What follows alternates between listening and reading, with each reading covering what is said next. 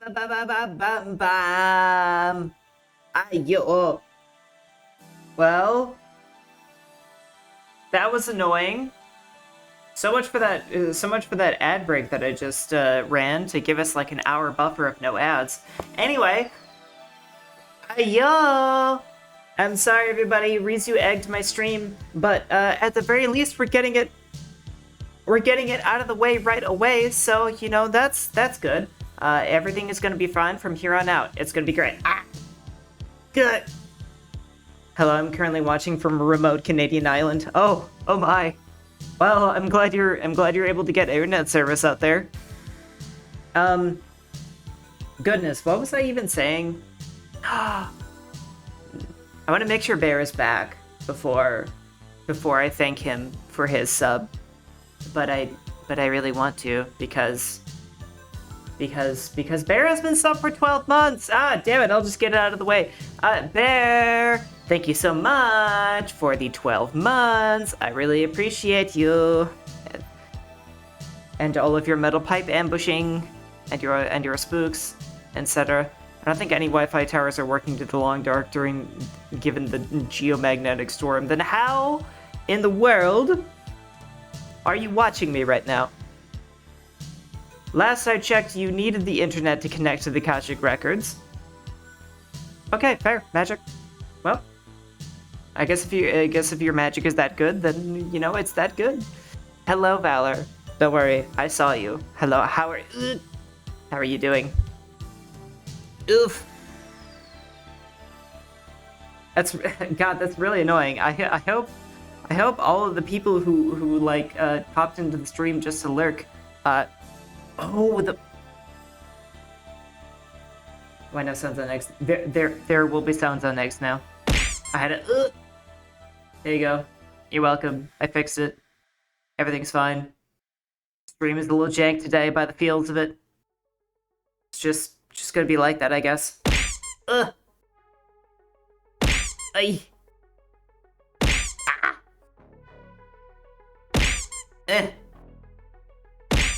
I'm currently making a cup of coffee and a can of pork and beans on a ruined stove in a cabin.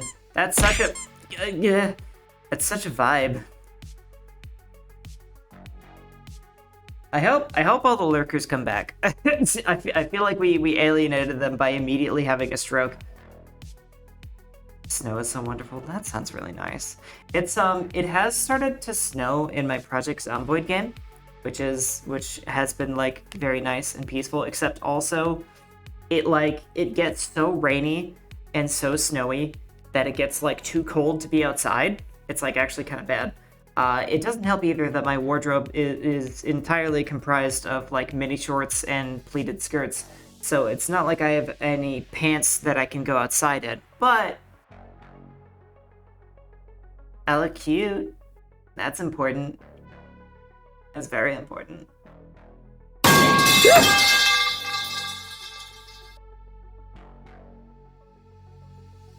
Hello, Bear. Did you hear me? Thank you for your 12 months. Because I really appreciated it. Even though you did it again, you subbed right before stream, you little sneaky beaky.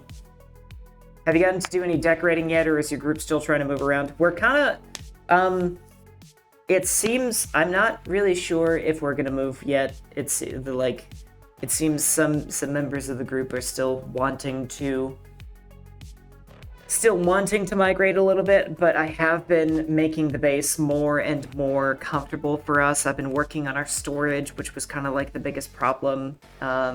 We have a lot more storage now because I have a really high carpentry level, so I've just been like giving us all kinds of stuff, and we're kind of like expanding into all the neighboring buildings. We're gonna build like this weird complex out of like apartments and office buildings and restaurants. I think it's really neat, but not everybody is into that sort of thing.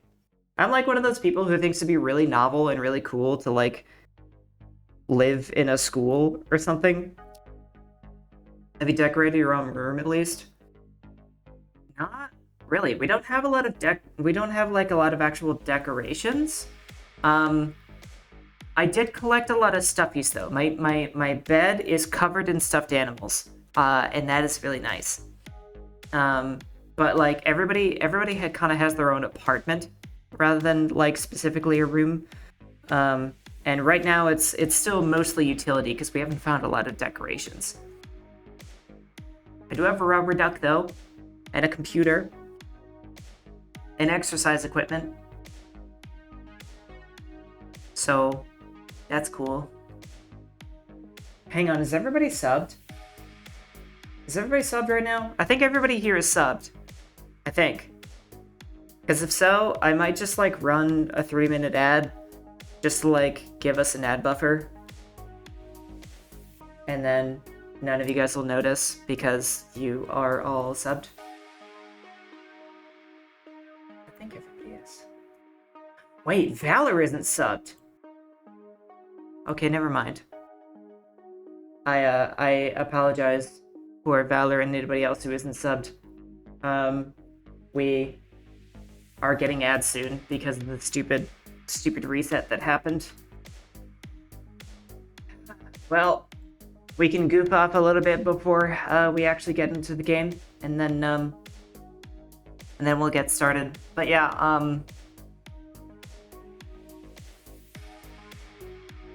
I don't know. I've been wanting to look for like posters or like paintings or something to put on my walls.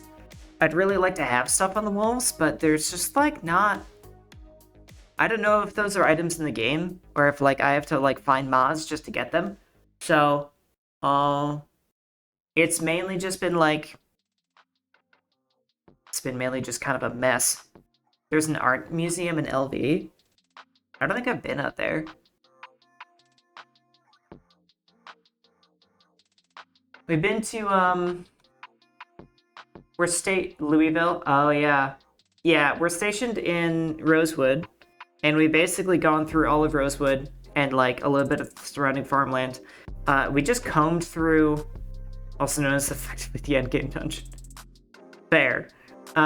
We just combed through Riverside, and found that's where we got all the stuffies, and among like so many other things. Like some cool cars. Hello, Jazzy.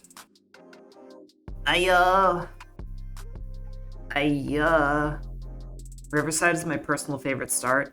Honestly, it might be my second favorite place to start. I haven't started there, but I like Riverside. I think it's really cool. Yeah, Rosewood. I don't know. Rosewood feels very good and safe. I know Rosewood very well.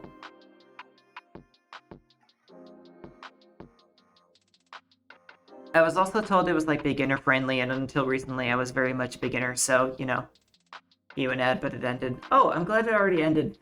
OBS says it's still going. Anyway, bunch of people are here. Let's go play a game. I got the visual novel ready.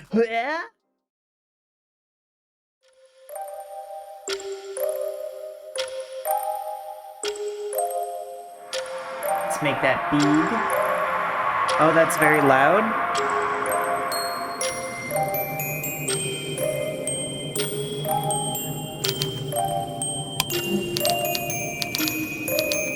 That's so very loud. Ebihime, come on. Come on, Ebi. Honey. Get with the times. Nobody starts their games at max volume.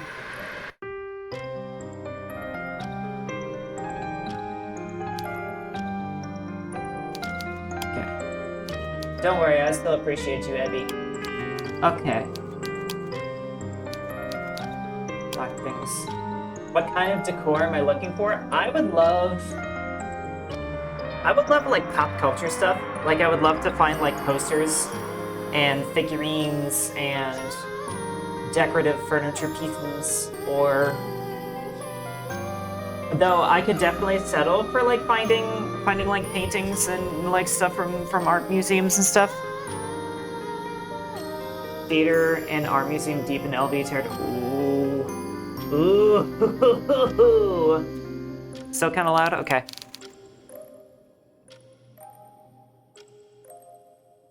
I'm I'm just looking at the audio levels. I want to make sure you can still actually hear it while you can hear me as well.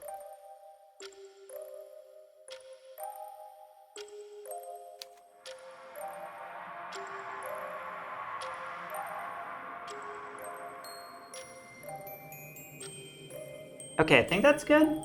I think that's good. Anyway, theater and an art museum. That sounds really cool.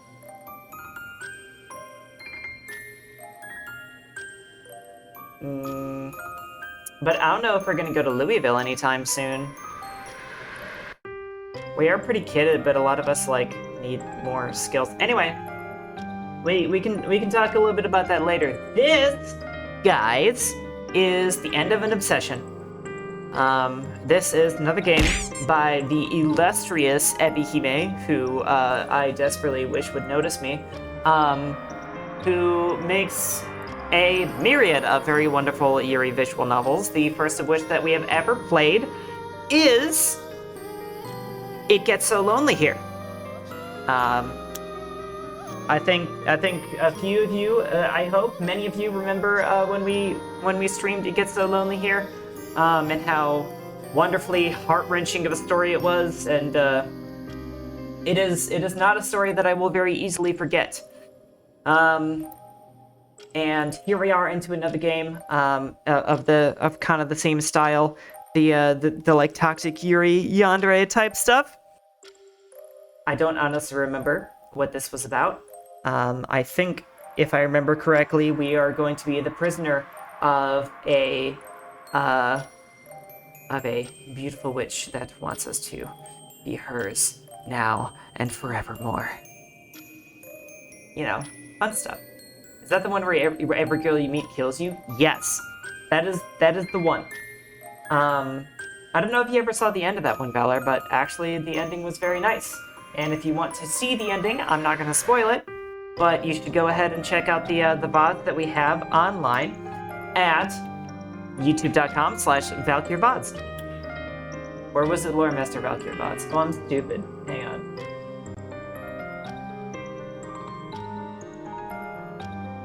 Yes, Loremaster Valkyr VODs. Check it out. Anyway, here we go.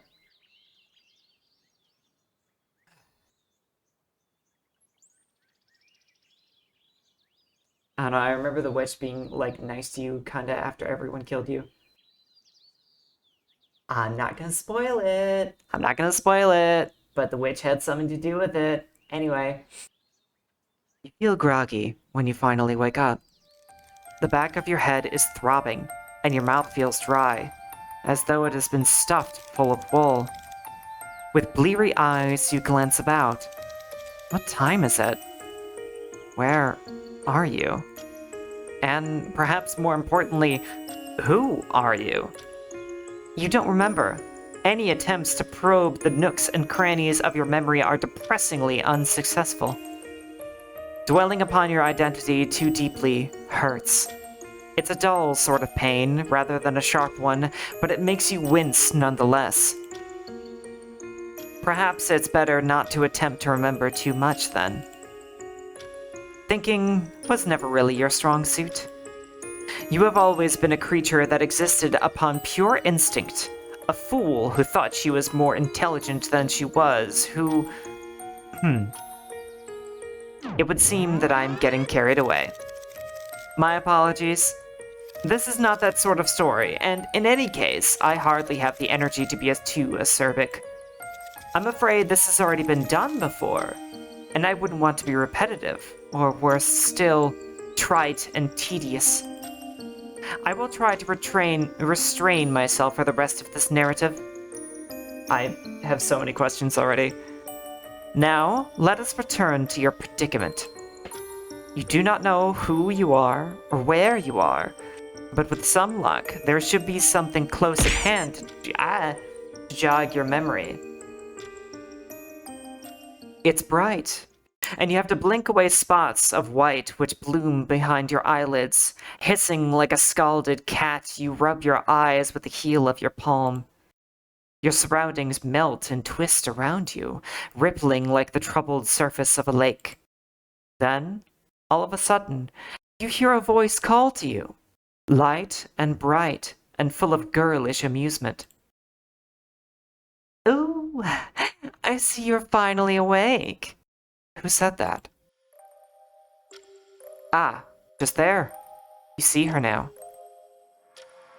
Can we? Nope. There we go. Oh, she's hot. Oh no. Oh no, guys, she's hot. Oh, I kind of wonder what she does with those vines. Oh, shit. That design makes my eyes go into detail overload. You're kind of right. There's a lot going on here, but I like it. Oh, the stockings, the ruffles of the dress, all the flowers. Ooh. There was a woman standing by your bedside. She has the hair the color of sunset that curls around her face. Her eyes are soft and a smile plays about her lips. She looks sweet, like an angel. But you know only too well that looks can be deceiving. You're unsure whether you trust her. It is hard to trust anybody when your head aches so much and you do not know where you are. Especially a woman such as this who looks so very at ease. She does not realize how anxious you feel. Or does she simply not care? You try to ask her what's going on, but you can only get half of the question before you start to cough. Oh, you poor thing. The woman tuts, then hands you a mug of something warm. You've been through a lot, but don't worry, I'll look after you now. Here, drink this. You look down at the cup, and its dun brown contents askance. Is this really safe for human consumption? Yes, it's fine, silly. I've not poisoned it if that's what you're worried about. In fact, it's the opposite.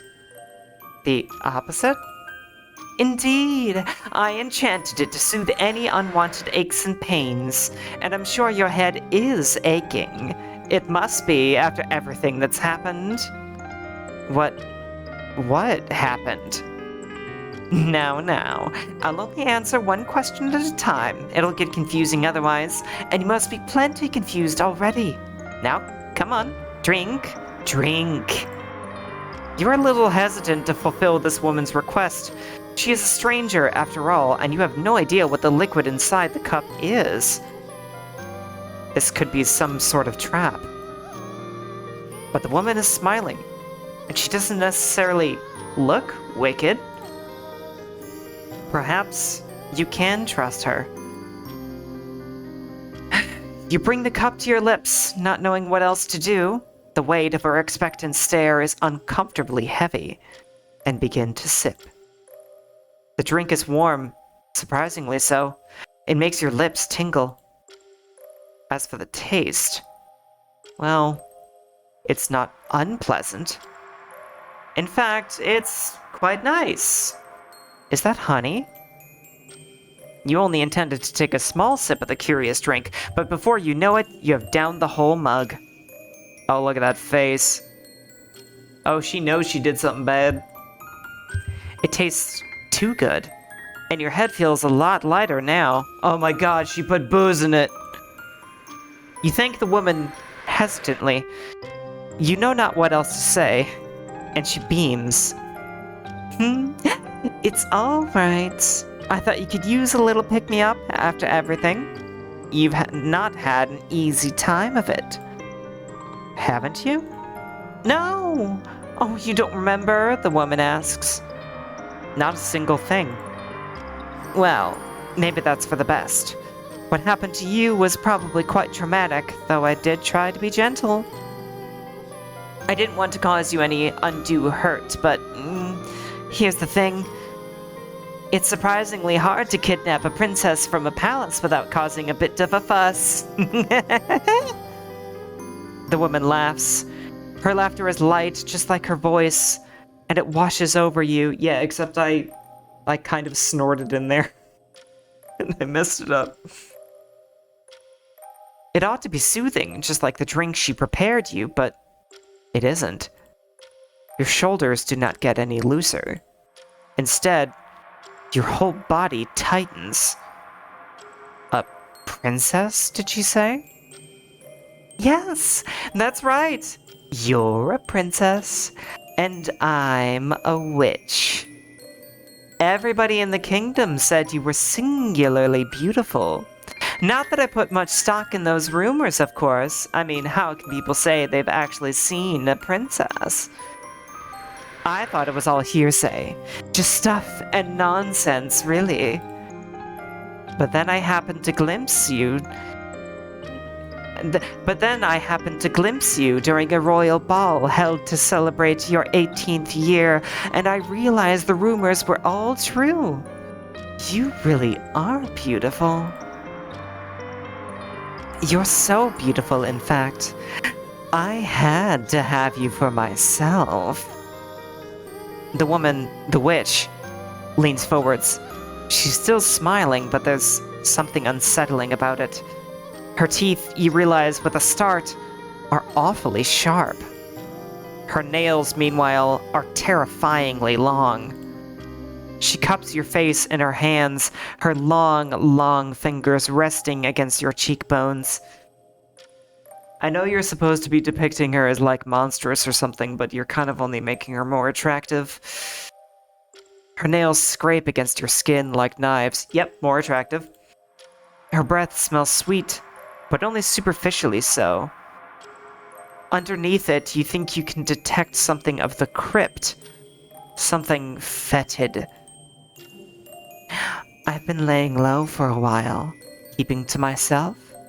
I've been awfully good these last 100 years, but it does get boring, you know? Always being on my best behavior. I'm a witch, so I'm supposed to cause the odd commotion here and there. It's all a part of the profession.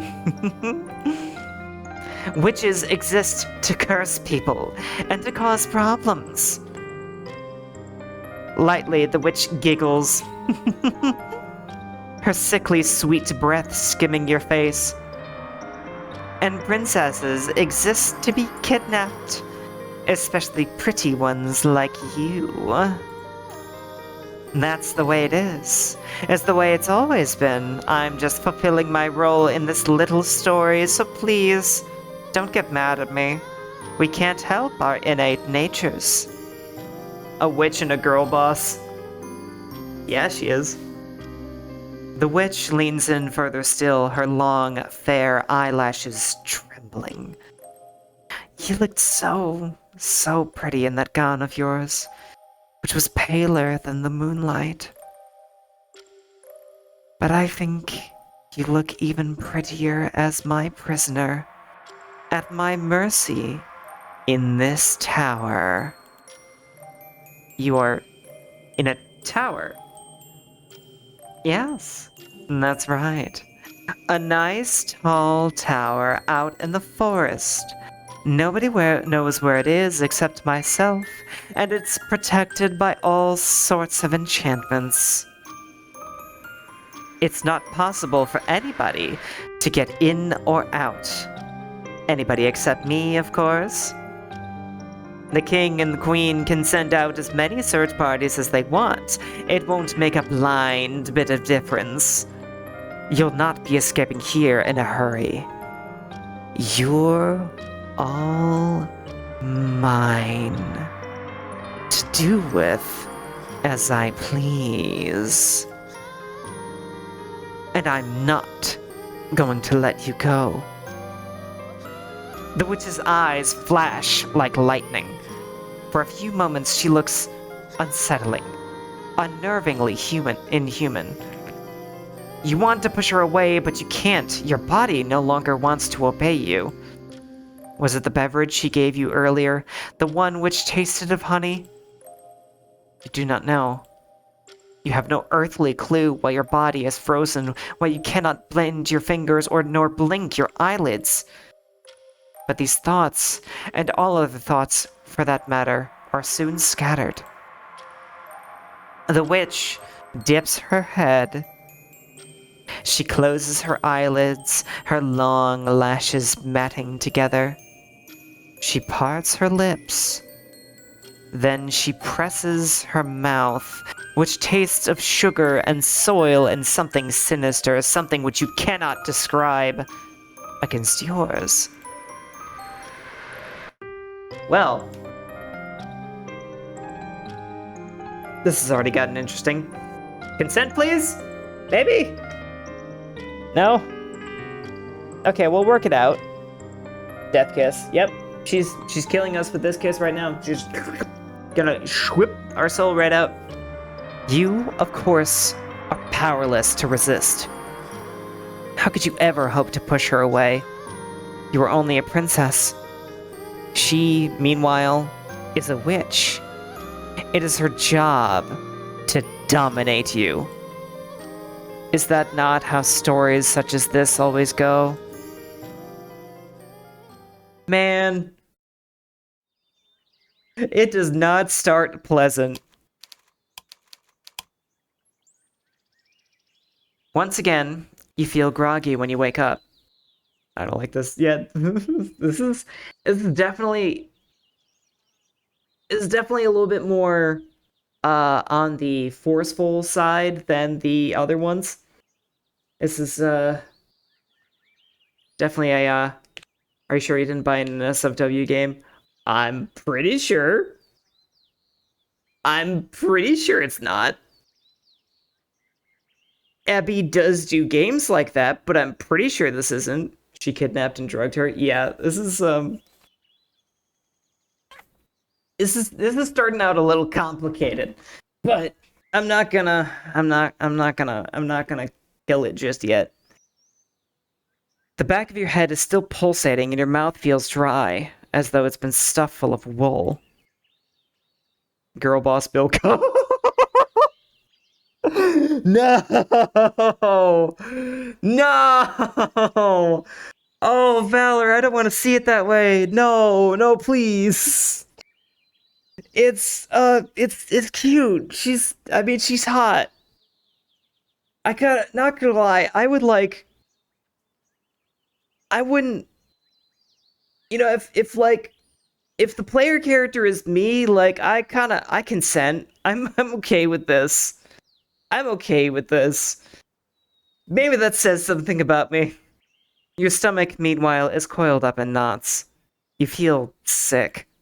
What time is it? You sit up in bed blearily, half asleep, wiping your eyes with the back of your arm when... Oh. You finally awake? Oh. You glance up, your head snapping into position like a ball-jointed doll's. You recognize the woman who is standing by your bedside. It is the same woman you saw yesterday. The one who looks like a rose. Did she not say she was a witch? I don't think you're supposed to think about it too much, but it makes me uncomfortable. Yeah, I think it is. It's definitely one of those where. Yeah, this is definitely one of those where you kind of don't want to read into it too much because it's a specific, interesting kind of fantasy. Did she not say she was a witch? How very curious. You ask the witch what she is doing, an innocent inquiry tempered by sleep, which makes her laugh. What does it look like, my dear? I am waking you up. Well, yes, you can see that. So why ask? But what time is it? It seems awfully early. It is not so very early, really. It is a sensible hour, one that young maidens, fair princesses such as yourself, should be up and about. I'm sure your servants woke you far earlier than this, when you still lived in the palace, to help you with your toilette. Did they not bathe you, brush your hair, and dress you? Did they? You cannot rightly remember, but the witch is waiting for an answer, and you do not want to disappoint her. If you really are a princess, surely you must have had servants. You nod. What else are you to do? And the witch smiles. I knew it! You should have been awake hours ago. But I'm an uncommonly kind witch, and I won't scold you for being slatternly. I used to be scolded myself when I was younger, for all sorts of misdemeanors. Most of them were made up. Feel like you were not a princess? Ooh, maybe you're right. Maybe it was just a really pretty girl and she's... I mean, we could be anybody. And she, like, the only person who can tell us what our past is this questionably not trustworthy individual. I don't want to do unto you as others did to me, not when you are my very precious guest. Your face colors a bit at the compliment that you cannot help but wonder if it be foolish to scold a witch. She's gaslighting you? Might be. Well, I wasn't always a witch, you know. Was she not? No. People aren't born witches. Dear one! Guys, she said dear one. She said the thing. She's gonna kill us. She said the thing. Guys, do you remember? Dear one? She said dear one.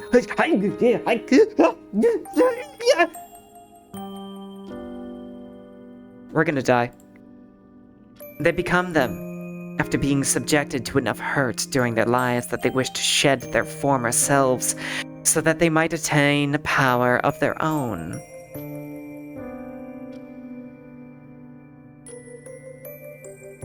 That's an interesting idea, but I've been kind of wondering if this is like the same universe as it gets so lonely here.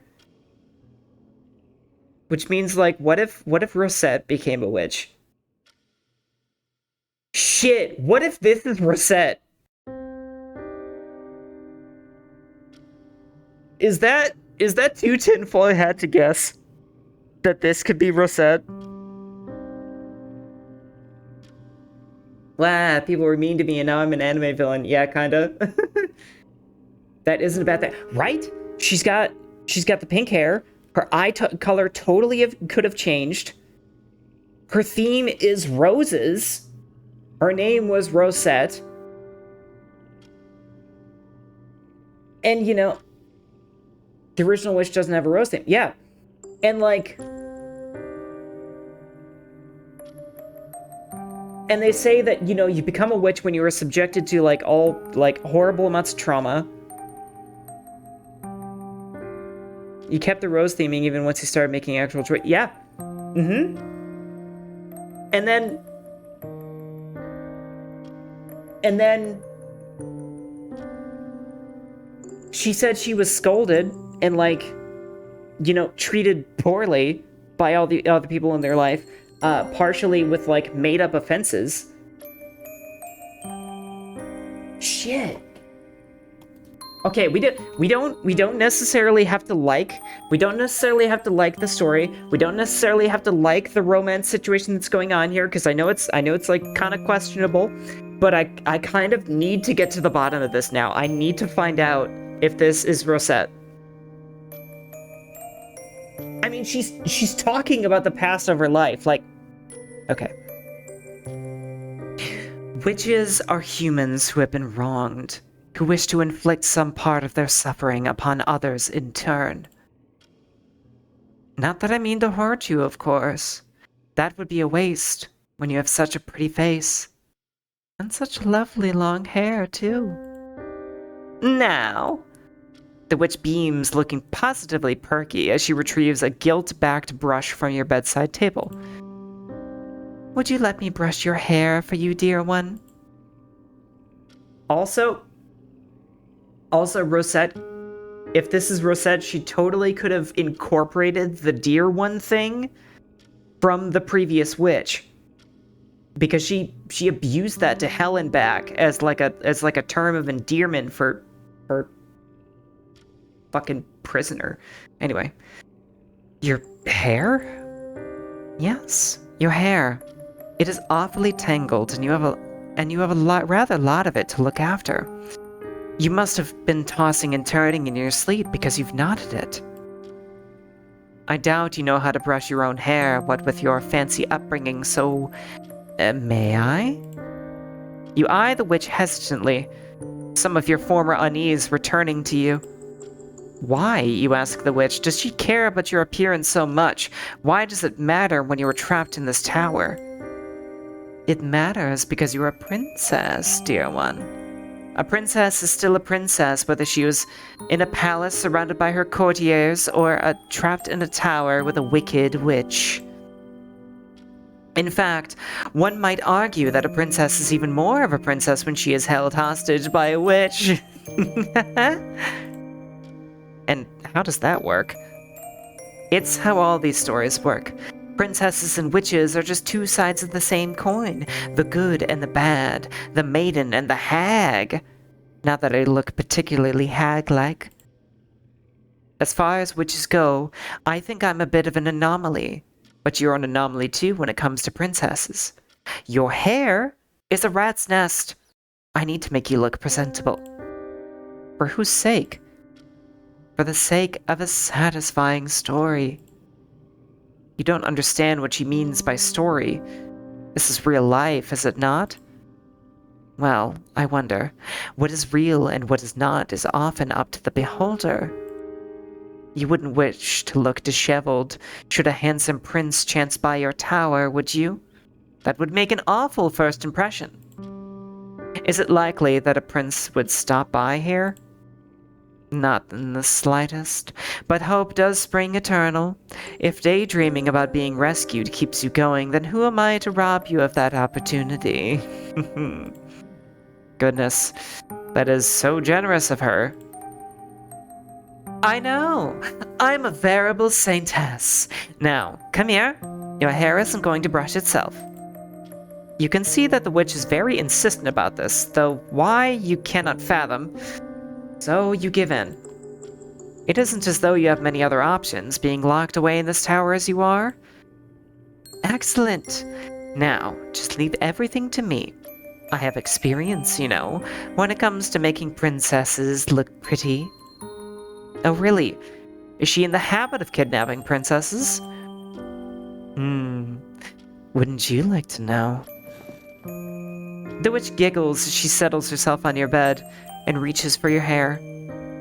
Your body tenses at this initial contact, as if fretful she might strike you, slice you. But the witch, despite her title, does neither of these things. Instead, she begins to work, as obedient as any drudge, running the comb through your locks over and over again until they start to crackle. Well, she took care of us. On the third morning, you are ready and waiting for your visitor when she arrives, though perhaps appears would be a better word, inside your tower. You have come to expect the witch's presence, so you are not surprised when she takes a seat at the side of your bed. You regard her uneasily, still attired in your nightgown, your hair rumpled after yet another night spent tossing and turning. You think that you had nightmares last night, that you cannot remember them. Not clearly. Perhaps you were running in them. Is that why you woke feeling so tense, your heart beating in a staccato rhythm inside your breast? Yes, that sounds about right. You were running, you can recall, albeit faintly, through a forest.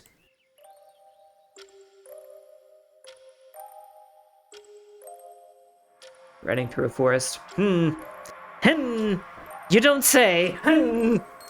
But then the witch holds up a wicker basket from which a truly mouth-watering smell emanates, and your half-recalled dream dissipates before your very eyes. Is this, like, the first time we've eaten since we've been here? I hope not. The witch giggles. In a girlish manner, she says, "Hungry?" You nod instinctively without thinking about it. You can't not remember the last time you ate, and the witch beams. I thought so. Now, here. The witch reaches into her wicker basket, then holds a flaky pastry out towards you. Do you want some? You stare at the pastry, your gaze affixed to it as if it were a holy grail, a sacred relic. All of a sudden, you can think of nothing but food. You are ravenous, so much so it almost scares you. It is strange, though. You cannot recall feeling hungry at all. Not until the witch presented this pastry to you.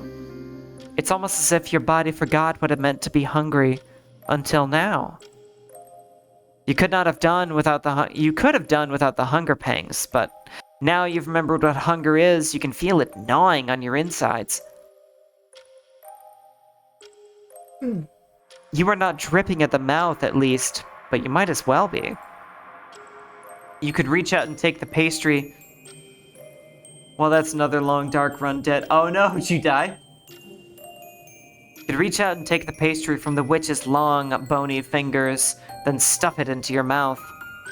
You could tear your teeth into it, then swallow it in 2 bites. The thought is a tempting one, but it is not very princess-like. Starving though you might be, you must maintain your dignity. The witch watches you as you hang back, abashed, and tuts. Oh, stop being silly. If you don't get any food in your belly, you'll starve. Not even princesses are immune from hunger. Now, look here. The witch breaks a piece of the pastry apart with her fingers, then she proffers it to you. Say, ah. What? Are you really doing this? Doing what? This play act, you mean like lovers or else? She mean to treat you like a pet? I'm not treating you like a pet. You are my pet. I own you, and you belong to me. You are mine, to toy with as I choose. But, for the present, I would prefer to be nice to you, not nasty. Don't make me regret this decision. Well, I think I understand now. This is one for the masochists. Oh boy. The witch's eyes narrow. A foreboding shadow crosses her pretty face, though it lasts less than a moment before it dissipates. Now, come. Stop this silliness. Eat. You still feel uneasy, but the witch's voice is firm and hard beneath the layers of sweetness and light, and you know better than to argue with her. You do not want to incur her wrath. You lean in. Then, as obedient as an enchanted lover, you part your lips for your captor.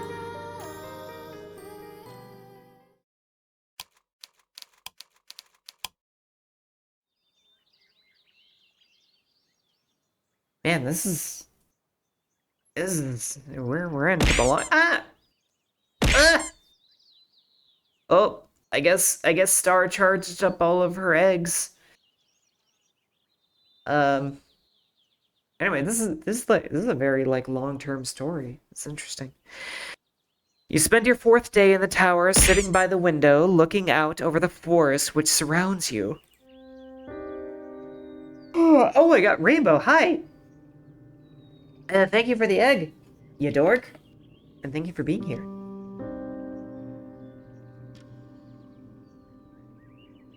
Somehow you reminded me to drink water.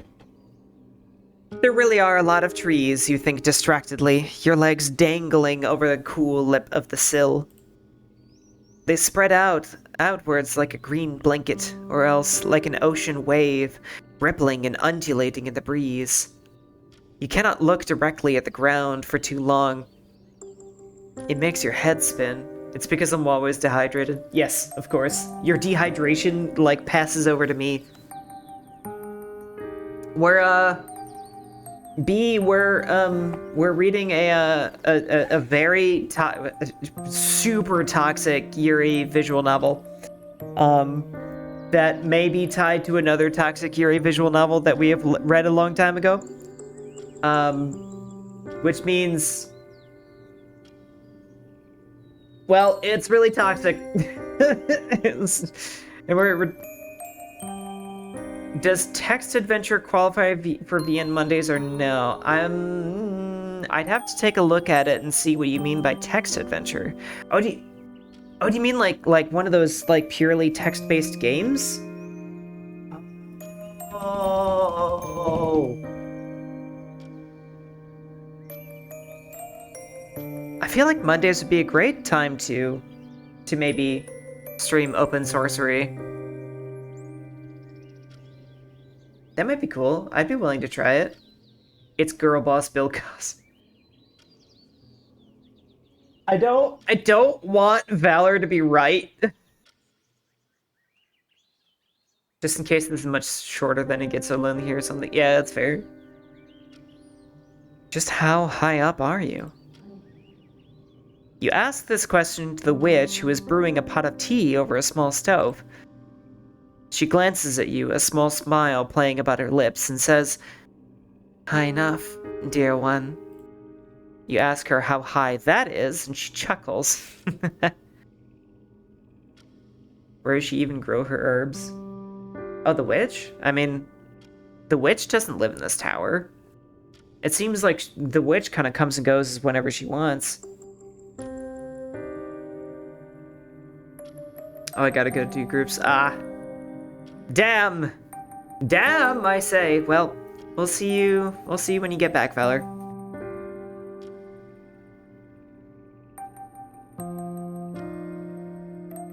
Why does it matter?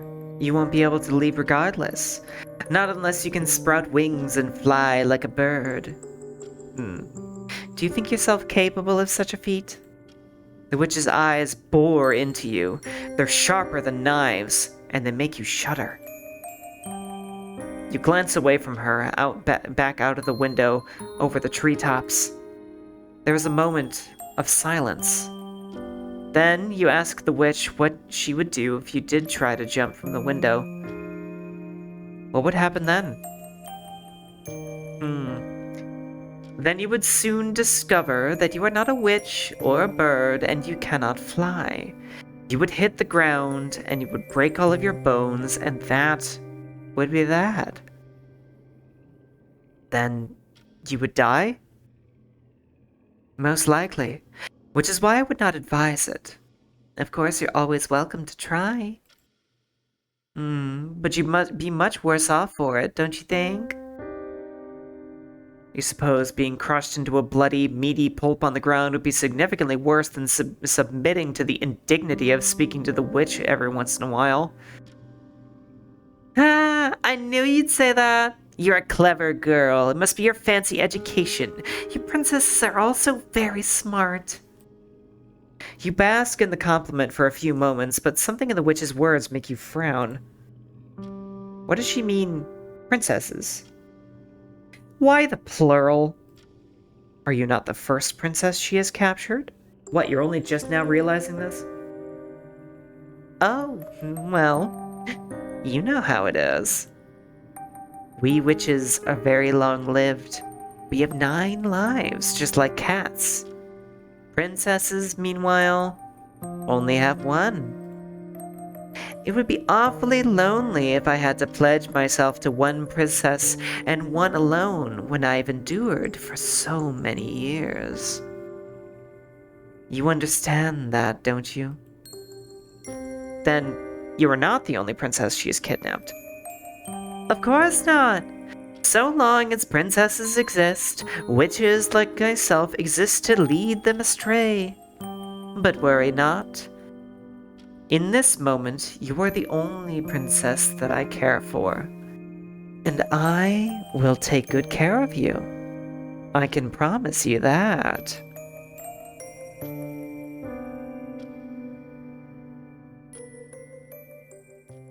Two days, I think? Oh, dearie me, where is the time gone?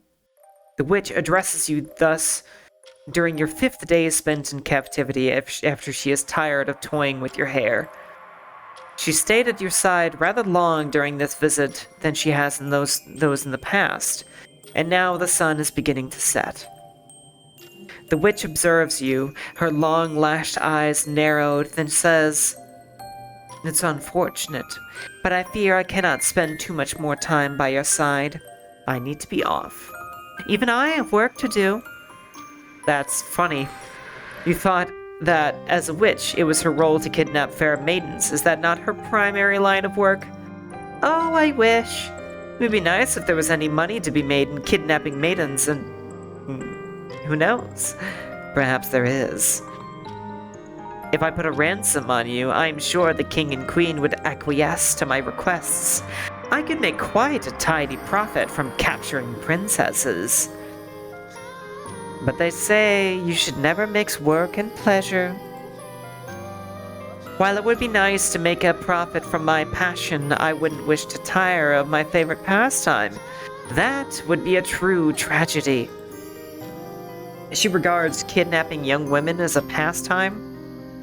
Well, what else would it be? It's just a bit of fun. For her, maybe it is. But for you? Oh, I'm sure you'll get used to it soon enough.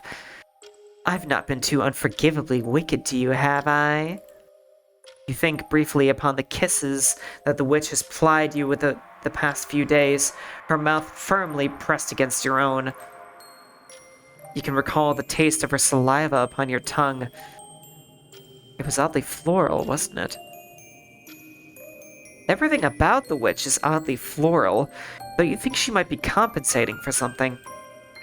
When she kissed you, you thought you could taste the earth and dirt, silty soil and writhing worms.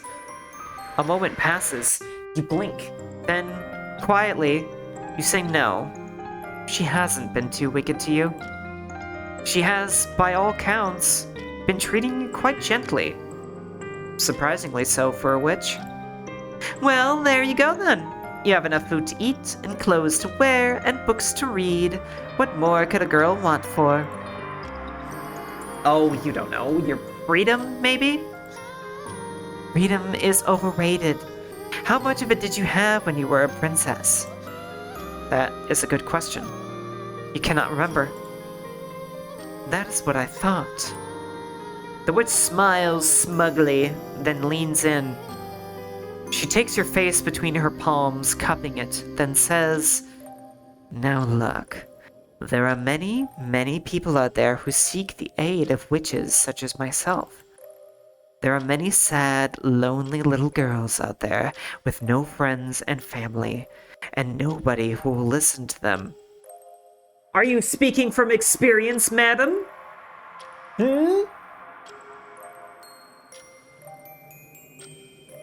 You sound an awful lot.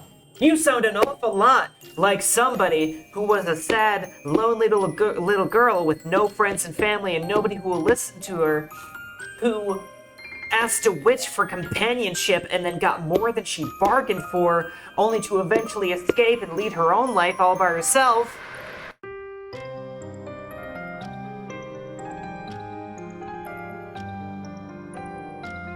I'm telling you guys. I think it's her. Granting their wishes is my job. Though I fear I've been ignoring their plaintive cries in favor of spending time with you. My clients will probably get angry if I keep shirking my duties. Now, that is peculiar. You were surprised that so many people would willingly seek the services of a witch. Do they not have a bad reputation in these lands? Indeed, we do. A bad reputation is better than having no reputation, though. Some people are desperate enough that they're even willing to turn to the devil for help. I thought that you would know that already, dear one. You fail to see how this conversational topic is related to you. But then again, you have always been a bit slow in the uptake. In any case, I think I'll be busy for a few days. I won't be able to pay you as many regular visits as I have been, but don't fret. I will try to hurry with my obligations as quickly as I can, so I can be with you once again like fate ordained. Fate? Yes indeed. A princess is nothing without a witch to keep guard over her. Without me, I fear your existence would lose all meaning. But I would lose meaning without you, too. We need one another. just like roses need the earth in which they sprout. So, of course, I will return to you. I cannot help myself. We are drawn together, you and I. But if you wish for further reassurance, I do not mind making an oath. Now, look here. The witch relinquishes her grip upon you and takes a step back. For a few moments, you allow yourself to feel a flicker of relief, soothed by the distance which has now been put between yourself and the witch. Ooh. Then you see a flash of silver in the witch's right hand, and your relief soon withers. That's... cute witch with a cute knife. That's a very cute knife. What is she holding? It's a knife, my dear one. It's just a simple paring knife, really. I mostly use it for peeling fruits, but it should serve my purpose well enough. Behold. The witch lifts her right hand, holding it upwards so it is level with your curious eyes. She extends her long... I wonder if it's pristine blade. For killing princesses. The blade is your implement. You'll need it if you want to do this right. She extends her long, bony fingers, flexing them so they seem to expand like the unfurling petals of a flower. With her other hand, she holds the handle of the knife steady. Unblinkingly, she introduces the blade of the knife to her palm. Then, she presses. Blood begins to bloom on her white flesh in moments, her skin cleaving beneath the tip of the knife. You watch, entranced, as gobbets of bright red blood splash against the silvery blade, sullying it. The witch cuts herself without any hesitation, without any emotion, as a gardener might snip through the stem of a flower with a pair of shears. Does she not feel any pain? Does not look like it. Her expression is quite impassive, unwavering even. You have wondered before, but you are quite certain now. She truly is not human. She has transcended such petty notions to become something otherworldly, something extraordinary. Now, let me do the same to you. Does she mean to... But of course, a pact has no meaning if only one person is making it. Just as promises have no purpose if only one person is willing to keep them. I am already offering myself to you, unto you, dear one. So you need to offer yourself up to me too. That way, we will always be bound together. Not through words which are flimsy, but through something much more immutable. Both paupers and princesses are capable of telling lies, but blood is always honest. The witch speaks in a curious sing-song which does not match how cold and human her eyes are. She brings down her knife smeared with copper brown with her own coagulating blood against your palm. She presses the blade into your skin, which is soft and unyielding, unmarked by any calluses. Yours are hands which have never known hard work. Yours are hands which have never before known any hurt. Just stay still, alright? That's a good girl. You're doing so well. But that was before you met the witch.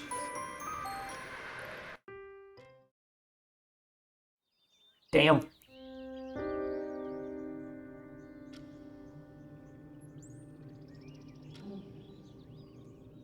Interesting. Interesting.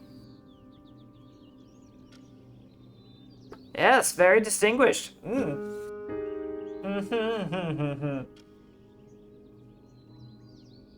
Okay.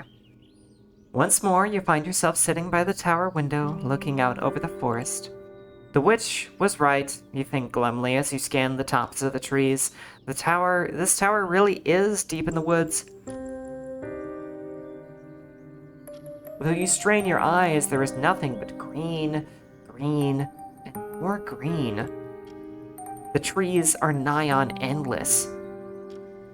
You have pondered the pros and cons of jumping from the window before, so that you might run to safety, but you already know that this is a fool's errand. Your room in this stone tower is too high up. For one thing, for you to jump. If you were to attempt it, you would shatter both of your legs, or worse. You're unsure whether you can survive the fall no matter how verdant the grass is at the base of your tower. And even if you did survive, you would not know where to run. You do not know where the nearest city is.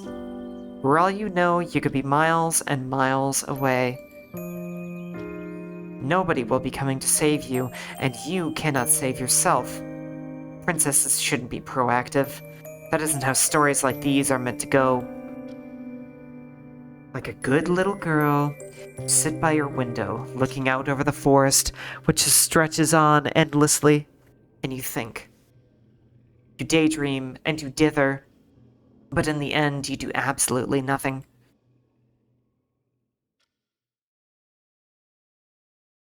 And to the next day. And to the next. Once again, the witch doesn't come to see you. It's been 2 days since you last saw her. Only 2 days, but the time has begun to drag. If she went through all of the effort to kidnap you, then shouldn't she make an effort to spend a bit more time with you? Guys, I think the Stockholm Syndrome's setting in. You'll have to give her a piece of your mind the next time you see her. Yep, the Stockholm Syndrome has set in. It really isn't proper, leaving a lady such as yourself alone for so long. But has it really been that long? It has only been 2 days. That is not so very much. Why, then, do you feel so uneasy? You have a vague feeling that in your past life, a life that you cannot remember, you did more than sitting about, or lying about, waiting. But what else do princesses do other than wait? They wait in their palaces for balls, then they wait at these balls to be asked to dance, then they wait for handsome princes to propose and whisk them away to other, bigger castles. Should be used to all of this inertia, this yawning, empty nothingness. But it still gnaws at you. It consumes you, eating away from the inside out. But you were a good girl at the end of the day, and you know better than to overstep the boundaries of the role the witch provided you. I don't think we were a princess. I don't think we were. You were a princess, and princesses ought not to try and escape. All you can do instead is remain in your room and let the world pass you by.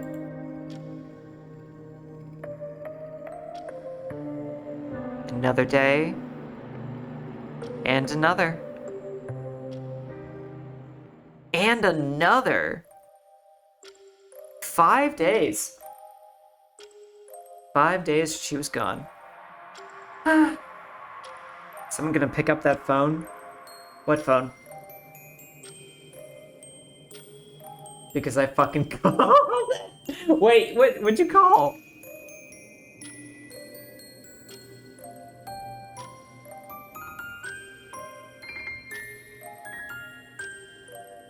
I'm for not being a princess. I mean, yeah. I mean, well, it's hey, it's a little early to say you called it because it's not like we got any confirmation just yet. We just have been told that we were a princess, and now we're questioning it. Dear one, it really is good to see you again. Oh, I've missed you. That is what the witch says when she appears in your tower one sunny morning, after smoothing down the satin fabric of her petal-shaped gown and adjusting her hair. You jump upon hearing the witch's honeyed words drop the book you were perusing from your awkward, fumbling fingers. Wide-eyed, You glance towards the window where your unexpected, though perhaps unanticipated, or though perhaps anticipated, guest is standing. You hope it does not show on your face, but you do not want to be too woefully obvious, but part of you is relieved to see the witch again. You still do not care for her, of course. She is your captor, but her company is better than no company. Though you have always had a fondness for reading, books can only alleviate so much of your loneliness. It is always better to have somebody else to speak to, even if that somebody else is a witch. Oh. Oh, God. How have you been getting along, dear one? The witch asks you, her voice positively skipping as she approaches you. I hope you've not been too bored without me. Your cheeks prickle as you dip your head. Quietly, you mumble something in response that it has not been too bad, really. You've been reading books, and books are amusing diversions, yes. I know that full well. I used to read a lot myself when I was younger and much more awkward than I am now. Yep.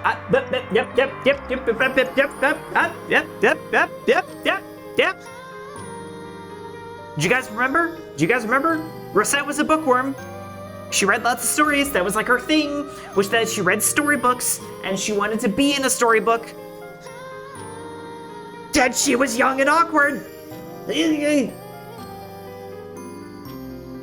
my youth, all my friends could be found inside of books. I am glad that we have so much in common. You will have to tell me all about the stories you have been reading later. But for now... The witch looks you up and down. She takes in your disheveled state. You have not been awake long, though the sun is high in the sky, and tuts! Your hair is full of more knots and tangles than a bramble brush. Your collar of your off-white nightgown is slipping down one of your shoulders. You must make quite the sight. A supposition that the witch affirms with a click of her tongue. Dear, dear, you have not been looking after yourself at all. I know being shut up in this tower must be tedious, but you are still a princess. You can't afford to be so careless with your appearance. You really would be helpless without me. The witch retrieves her brush from your bedside table, then approaches you. Let's get you looking pretty, shall we? The mattress depresses beneath the witch's thighs, and you sigh. You know there is little point in trying to pull away from her. Even if you did, where would you go? The witch is all that you have. Without her, you are nothing. Your own worthlessness has already been imbued deep within your bones. You do not want to admit it, but even you cannot deny the wave of relief which comes when you finally submit to her. Oh, this is creepy. This is creepy.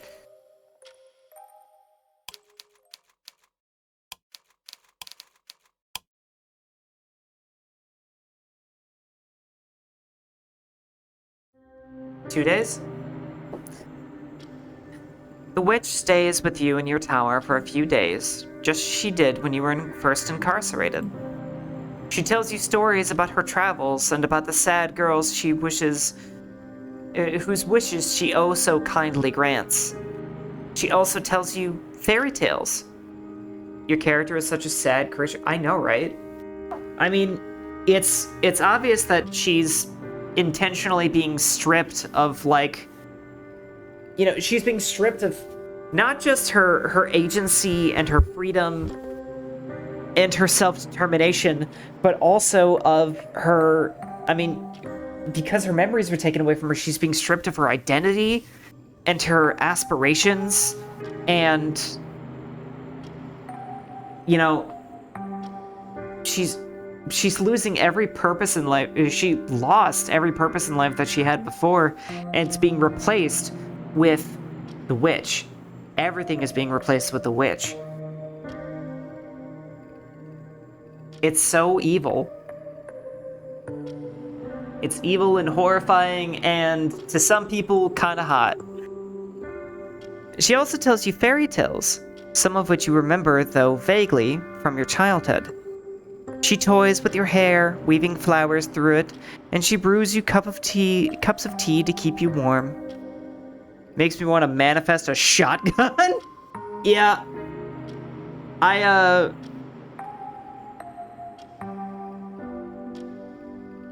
would not go quietly into this situation if it were me, to be honest. I know I was saying like, ooh, I'm okay with this, but like kind of, you know, in roleplay, in fantasy. If this was a real situation that I was stuck in, I'll admit it would kind of depend on how mentally unwell I was at the time. But it's like a coin flip on whether or not I would like fight tooth and nail and die trying to escape, or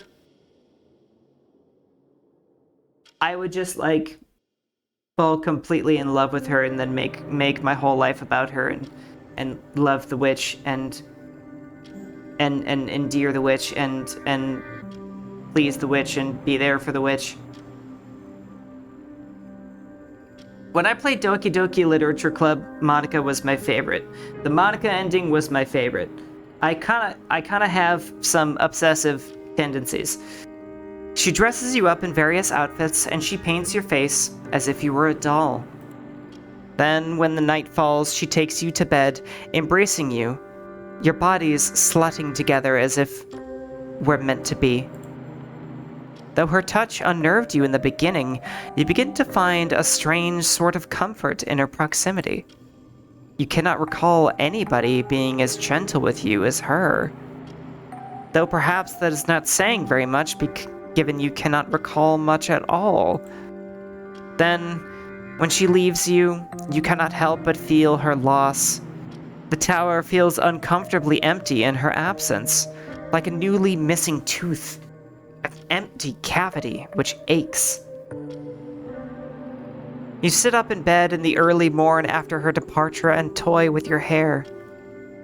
I feel like this kind of person would completely skeeve me out. Yeah, that's fair. I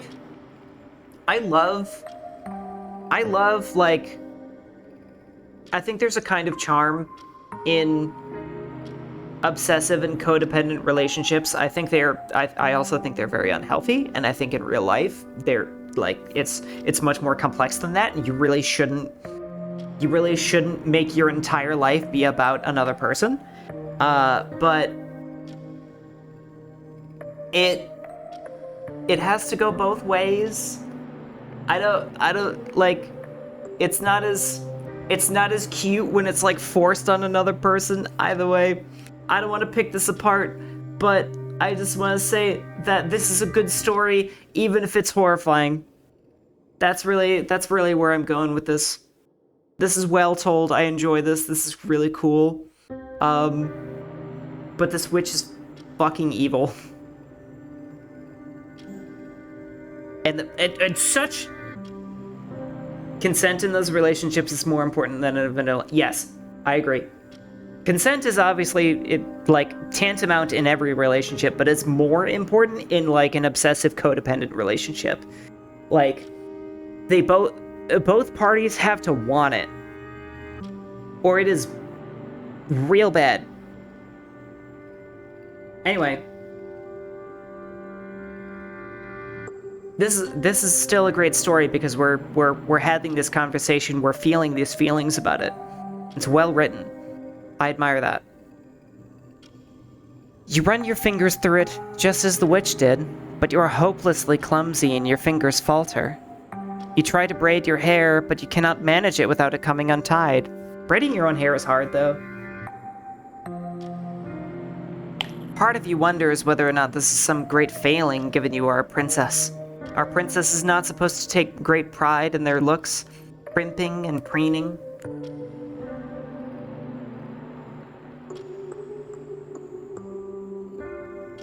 You must be a poor sort of princess. But, despite that, the witch still cared enough to try and kidnap you. That must mean you are worth something. If not to your parents, did they really ever love you if they haven't bothered to look for you? Then to the witch.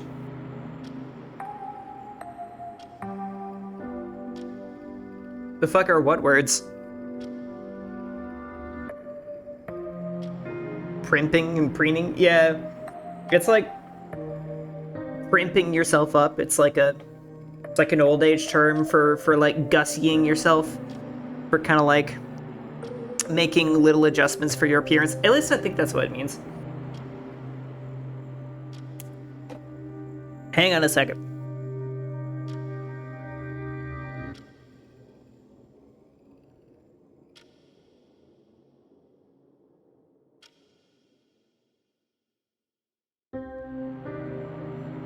Ah, I was right. Okay. To primp is to spend time making minor adjustments to one's hair, makeup, or clothes. Primping. To primp.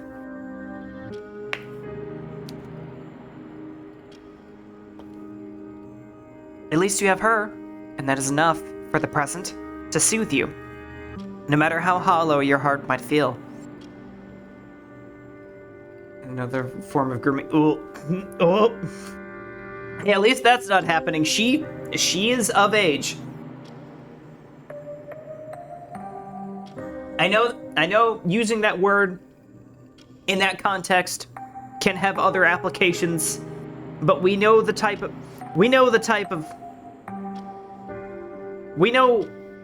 what everybody's thinking when you use that word.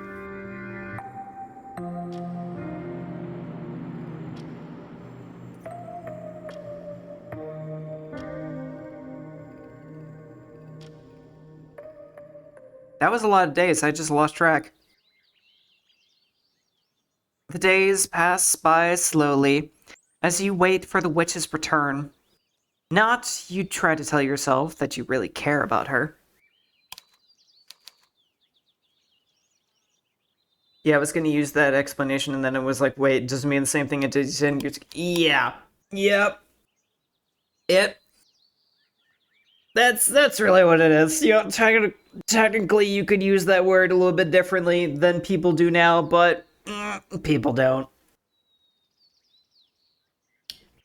You know what everybody's thinking.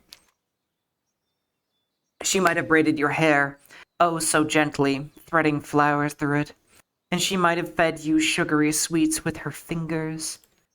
But still, she tore you away from everything you once knew and loved. She has ruined your life. You know that you should despise her.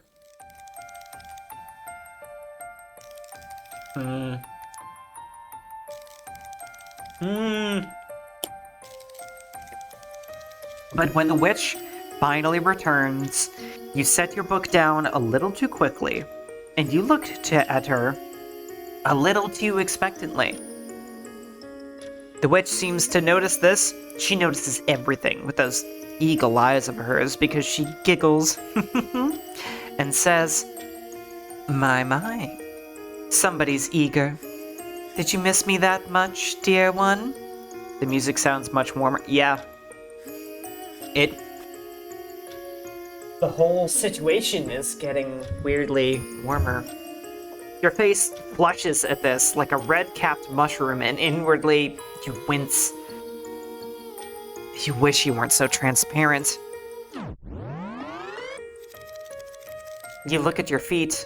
You cannot look at the witch, your captor, and mumble something that is only faintly intelligible. Your response is hardly elegant, but the witch catches the general gist because she chuckles. Come now, don't be like that. I know that you like me, really.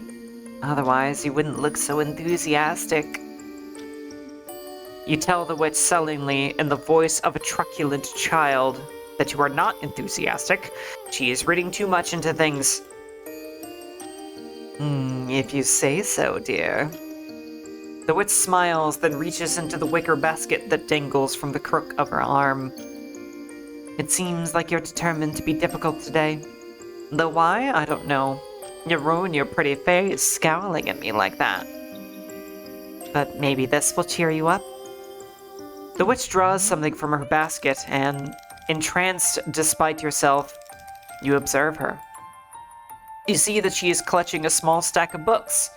3 of them, to be precise, bound in leather. She holds them to you like a peace offering, her smile soft. Here, is this enough to satisfy you, dear one? You thank the witch for her thoughtfulness, feeling ashamed by your earlier conduct, and she beams. It's no trouble at all.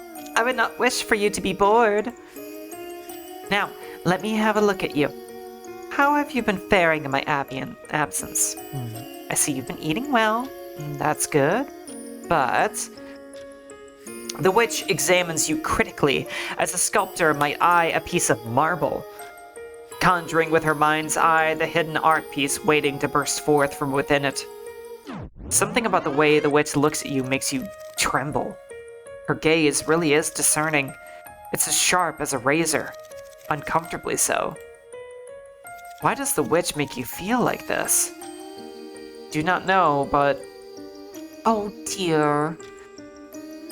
Your hair looks awfully naughty. I fear you've not been taking proper care of it. You ask the witch once more why it matters. She tuts. Of course it matters. If you stop paying attention to your appearance, my eyes might begin to wander. I am a fickle woman, after all. She is hardly a woman. She's a witch. Yes, exactly. We're notorious for being inconstant. Though I suppose that is what happens when one lives as long as we do. But you made an oath to me! You made an oath to me! How are you gonna leave me if I'm just all disheveled all the time? If I just forget to brush my hair, or if I am physically incapable of brushing my hair, I can't really figure out what's kind of the deal here. The witch chuckles, then retrieves the gilt-backed brush from your bedside table, next to the pile of books. 1 second.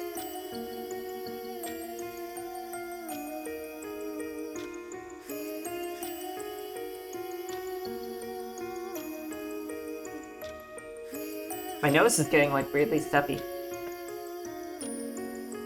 Now, would you let me take care of you? Let's get you looking presentable. You bristle at the witch's words. How impetuous she is.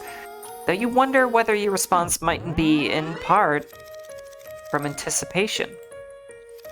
The thought of being taken care of is not wholly unpleasant, even if the one who means to take care of you is a witch.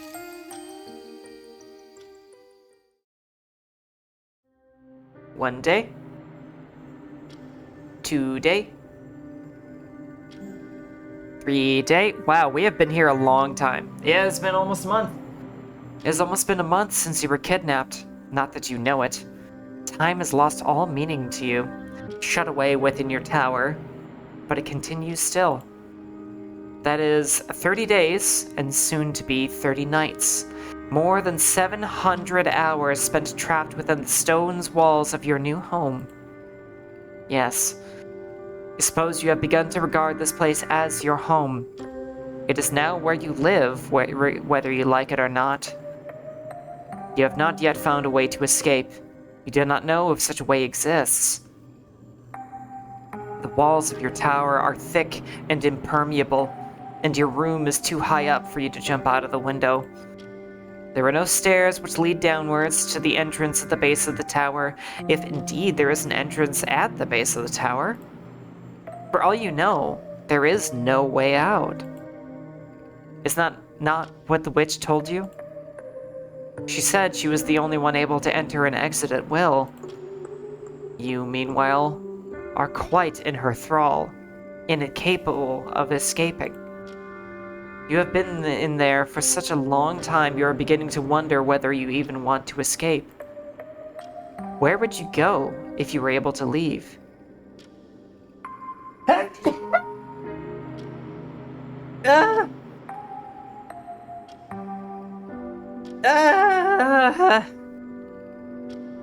don't know if you guys heard that. I tried to sneeze away from the mic. What would you do? You do not know. So, you continue to stay there. There is nothing else for you to do.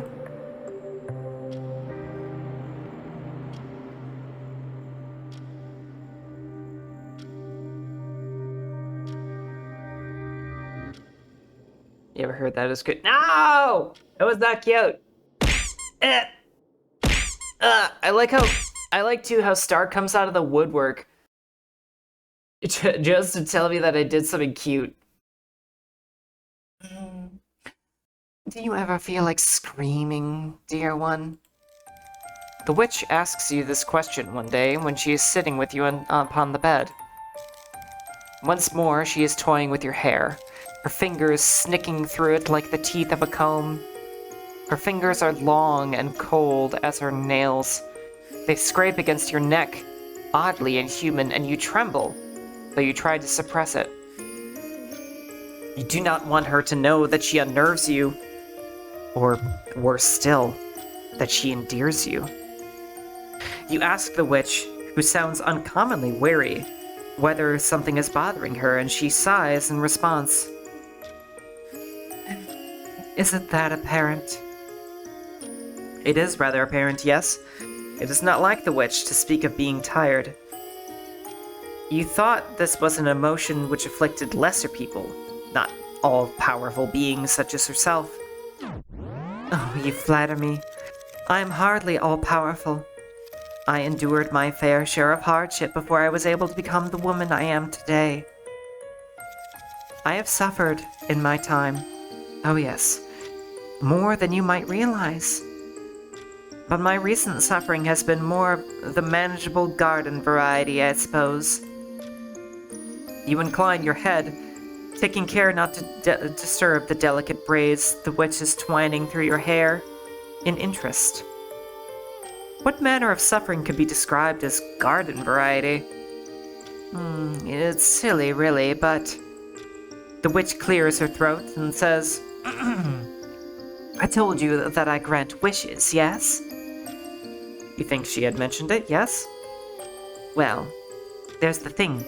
Putting yourself in a servile position to serve others only ever results in headaches. So many girls demand so very much of me. It fast becomes tiring, and they can be so ungrateful too. I have been doing my best to live up to everybody's expectations, but it wears upon me. I have rather begun to sicken of other people. They can go and rot for all I care. But you are different. I know. No matter how much hardship I have to endure, you will not leave me. You will not abandon me. I won't let you.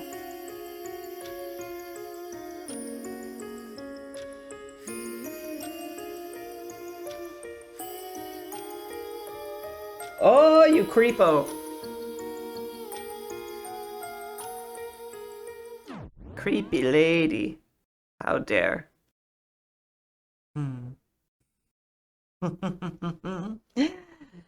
My, you really have become obedient, dear one.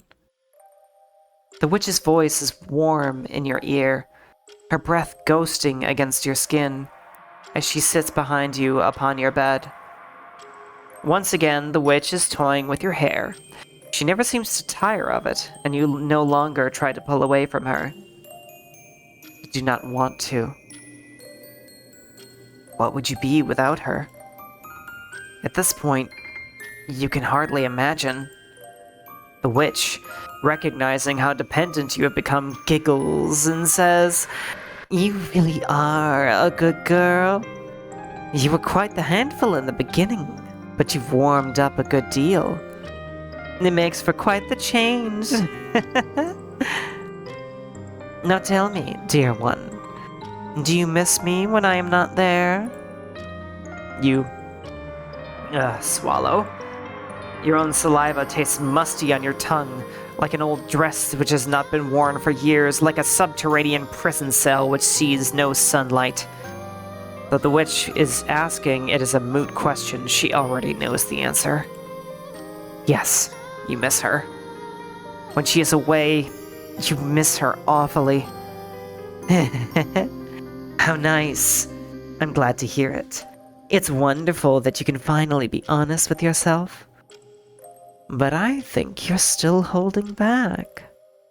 holding back. Indeed. I think your feelings towards me, dear one, are even more intense than that. If you miss me, then it makes me wonder. Do you also love me? For a few moments, you simply sit there, stunned. You do not know what to say, what to do. Though the witch's touch is gentle, you feel trapped. A prisoner clapped in irons. If you had strength enough, you would throw her hands off you and scramble away, clutching what little remains of your dignity to your chest. But what dignity do you have left, really, when you have already surrendered yourself to a wicked witch? You can no longer pretend to have any airs and graces. But even then, there is only one thing you can say to her.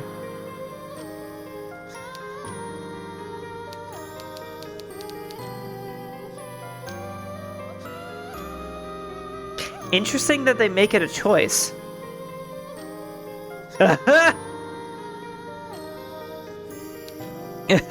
Jazzy. I don't love you. Oh. The witch frowns, her arms crossed. Is that so? You worried, initially, that the witch might be hurt by your response, but that does not seem to be the case. Instead, she seems to ponder, holding one hand beneath her chin. A moment passes, then... Well, it's no matter. I expected as much. We haven't spent all that much time together. Not yet, at least. For a witch, a few months is nothing, really. We are beings who exist beyond mere mortals' conception of time. We see years as months... We see years as seconds, months as mere blinking of the eye. I could keep doing this over and over again until you profess your love to me, as I know you do deep down. Here the witch's smile takes a sinister edge. She retrieves her knife from the air. Where did she pull that? You hardly know. Then says, and I think that is just what I will do. Now, please, don't squirm, dear one. This won't hurt too much. Oh, God! Ugh. God, get it away. Stop it. Nope. No, I don't want this. I don't want this.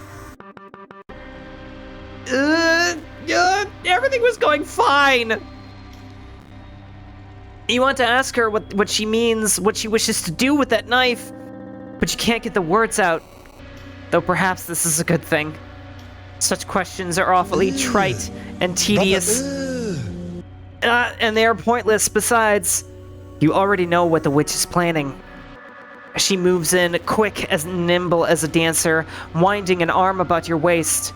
In this pas de deux, you are her partner, pulled close to her chest as if in a lover's embrace. You feel her fingers splayed against you, feel her breath upon your cheek. Then you feel the blade of her knife. It enters your chest, plunging deep, deeper than you thought possible for such a small knife to penetrate. You gasp. You splutter. The front of your nightgown blooms red, just like a garish rose, so bright it hurts for you to look at. It's too painful. The smell of copper fills the air. It fills your mouth. Your vision begins to skew, as does your body.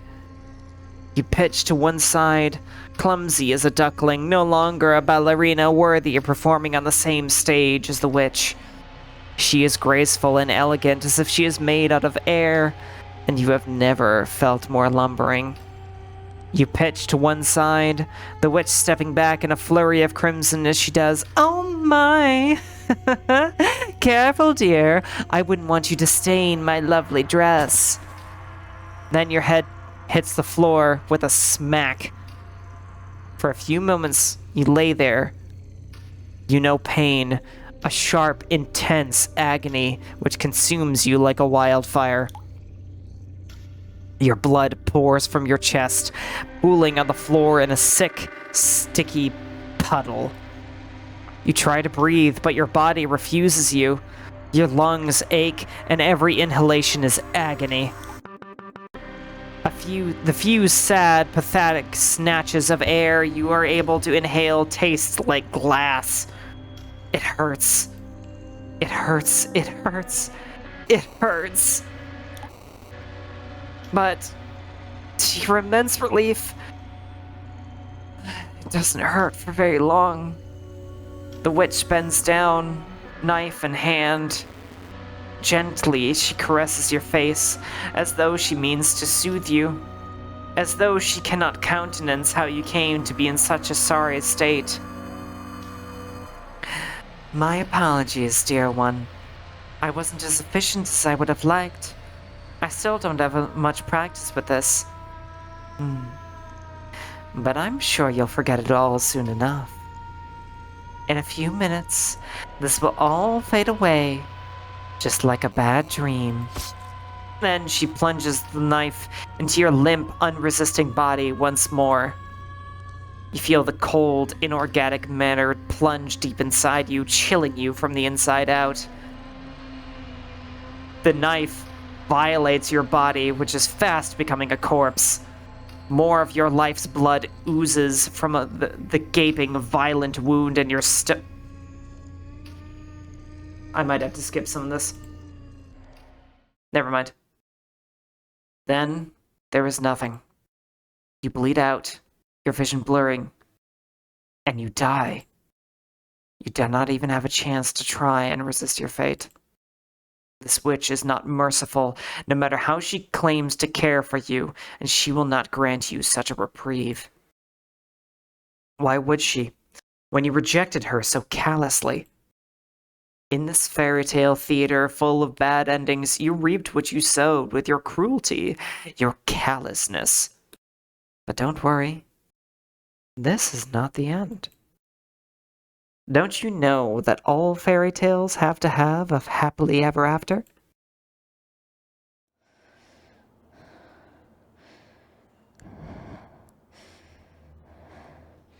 Pardon? Did she?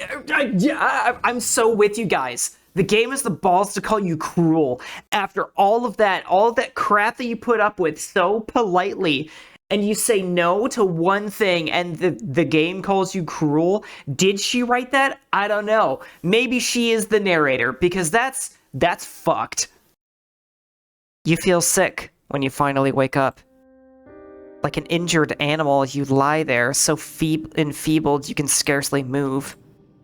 Your chest hurts, as though it was recently split apart.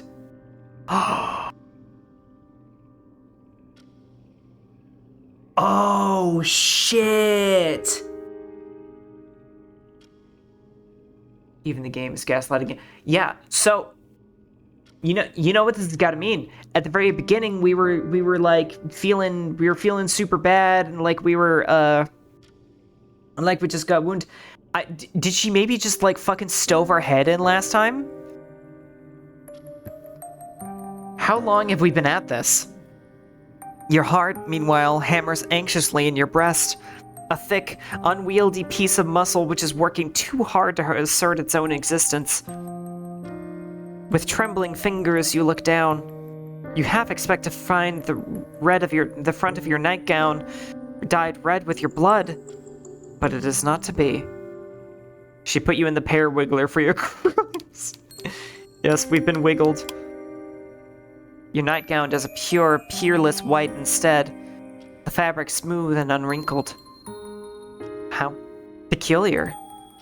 You were so convinced upon waking that you would find a crater in your chest, a hole where your heart used to be, that your reality is a touch disappointing. It feels like a letdown. But you would rather have your heart in place, you suppose, inside your breast than outside it and lying upon the floor. With your immediate welfare assured, you then glance about your surroundings. You think that this room, with its stone walls and the bookcases and the wooden chair by the window, looks vaguely familiar?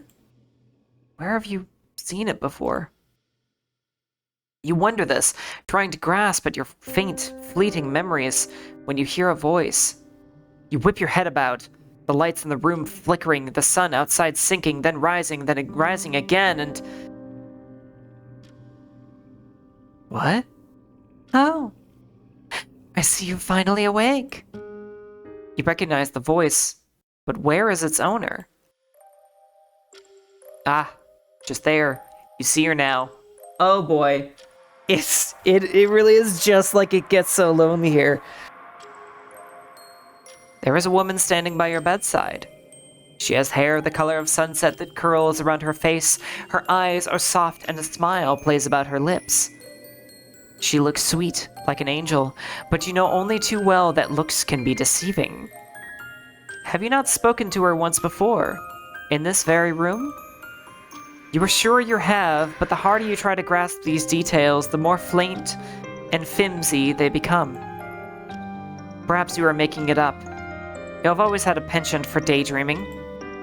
You have not seen this woman before, and if you have, you must have seen her in a dream. Or else, perhaps, a nightmare. Oh, you poor thing, the woman tuts. It is almost as though she can tell what you are thinking.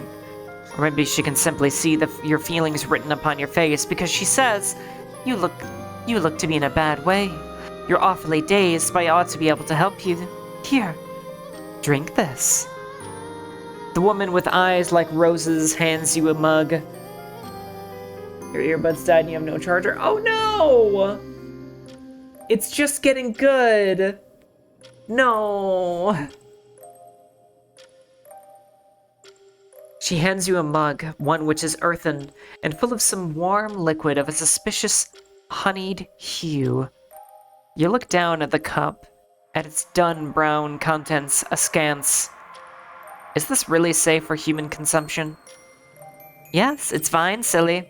I've not poisoned it if that's what you're worried about. In fact, it's the opposite.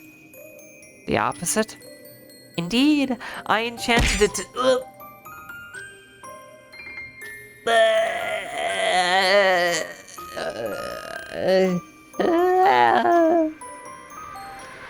I've been egged.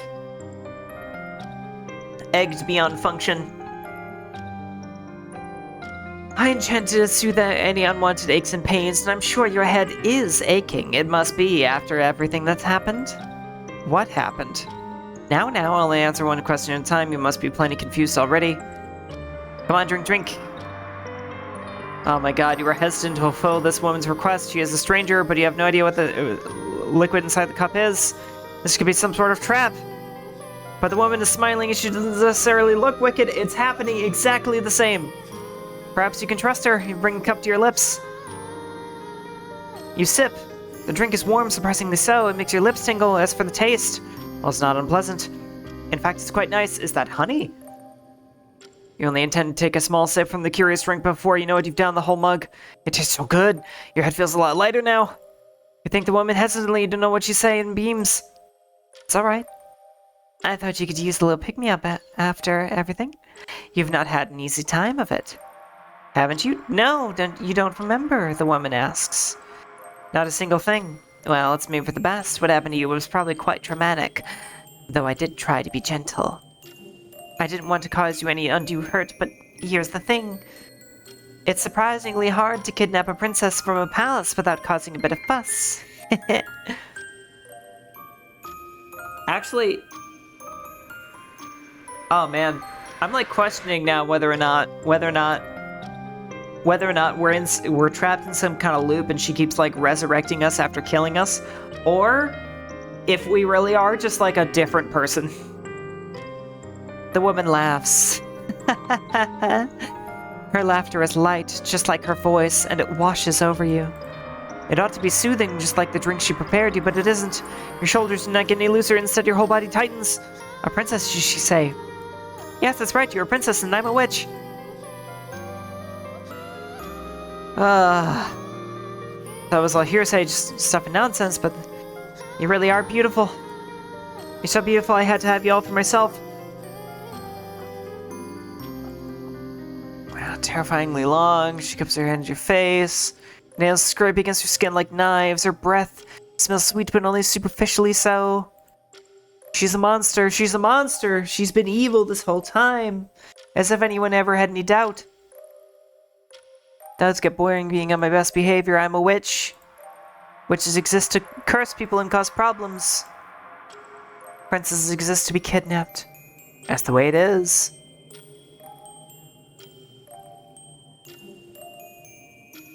How many times has she had this conversation with this girl? I think you look even prettier as my prisoner. You're in a tower? You can make a dress out of the number of the red flags this girl has. Fucking seriously. I bet it'd be a very pretty dress too.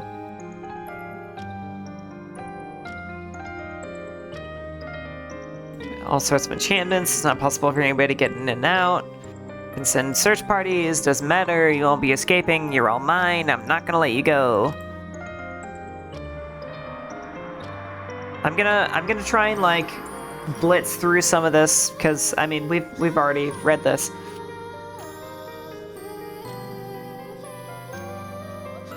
Completely frozen. Your thoughts are scattered. Oh no, we're gonna get kissed. No.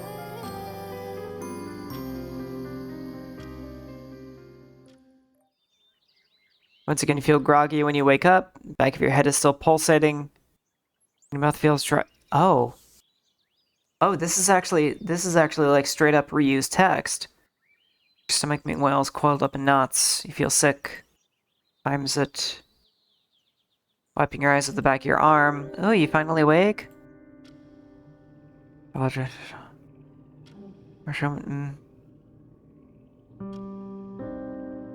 This is new. Okay, this is new. Then you take in the woman standing before you, or is she a woman? It is hard to tell.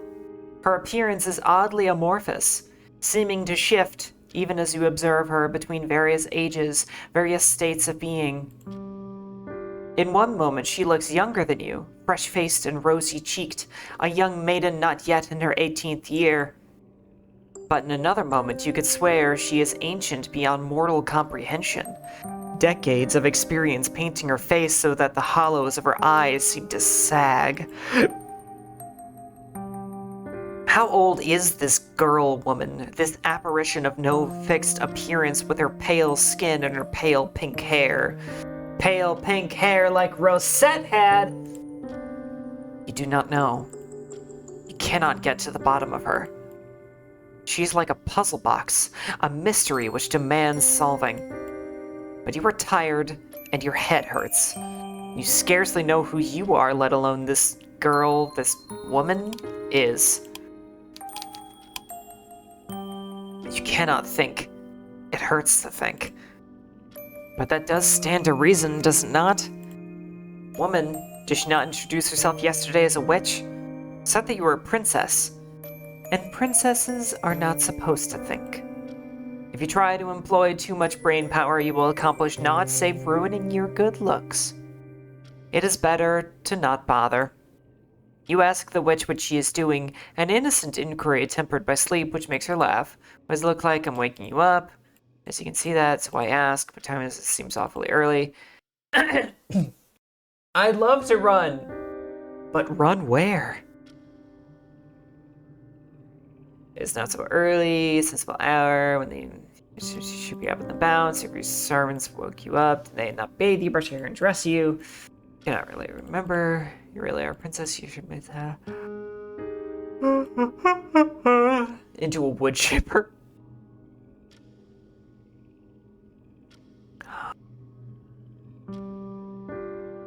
You know, come to think of it, if she stabbed us in the goddamn heart and like ripped our heart out, and we just wake up the next morning and we feel fine, maybe that's the reason she doesn't really care about whether or not we try to jump out the window.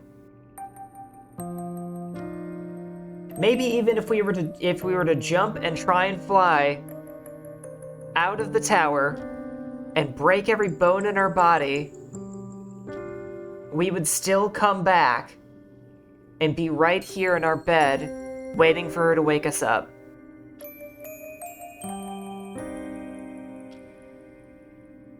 This is a weird kind of hell.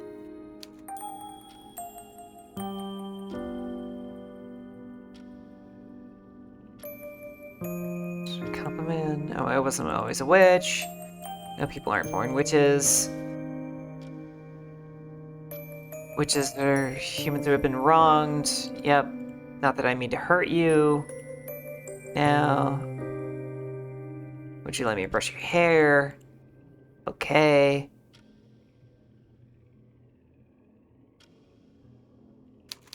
Is there like are there like skip settings? We maybe, yeah, skip red text. If she wonders, I wonder if you could maim yourself in a way that she can't fix and ruins your beauty and she doesn't care about you anyway. Ooh, there's an idea. But like, I mean, so far it seems like we can recover from like even mortal injuries. So maybe if we were to like horribly disfigure our face or something, like it would still... Okay, I'm gonna save. I'm gonna save and then I'm gonna press the skip button. And assuming this works out correctly, we will not... We won't skip anything we haven't seen. Oh.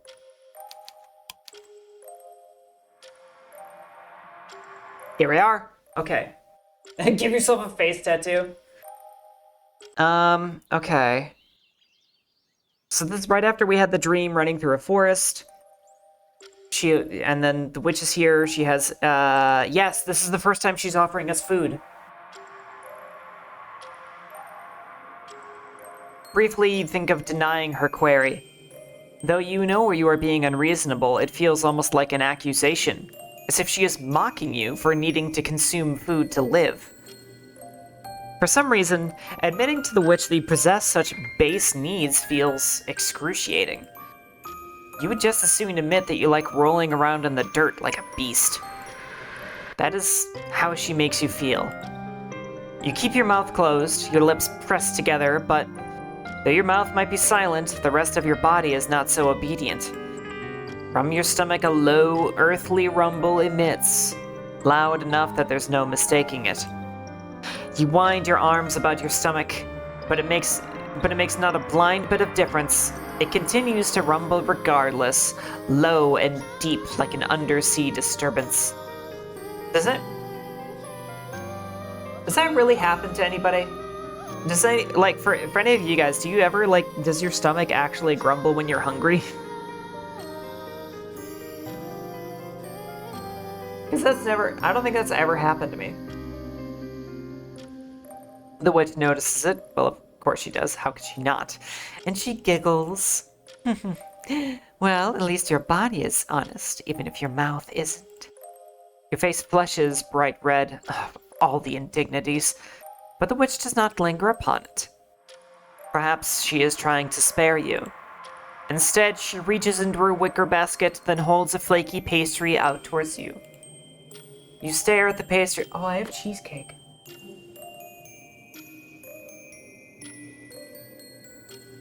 Oh, I have some cheesecake that I can eat later. We should...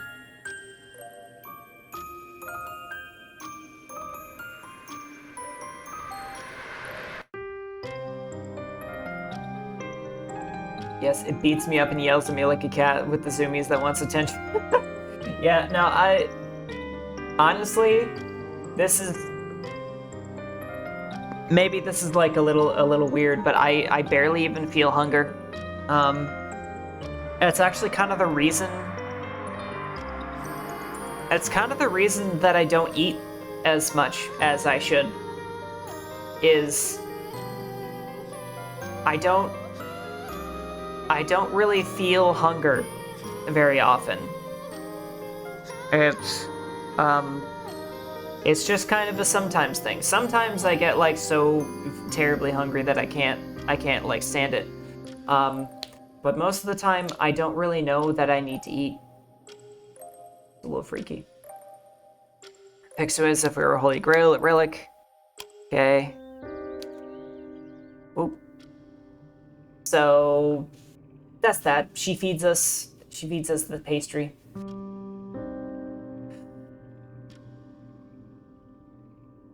Here's us.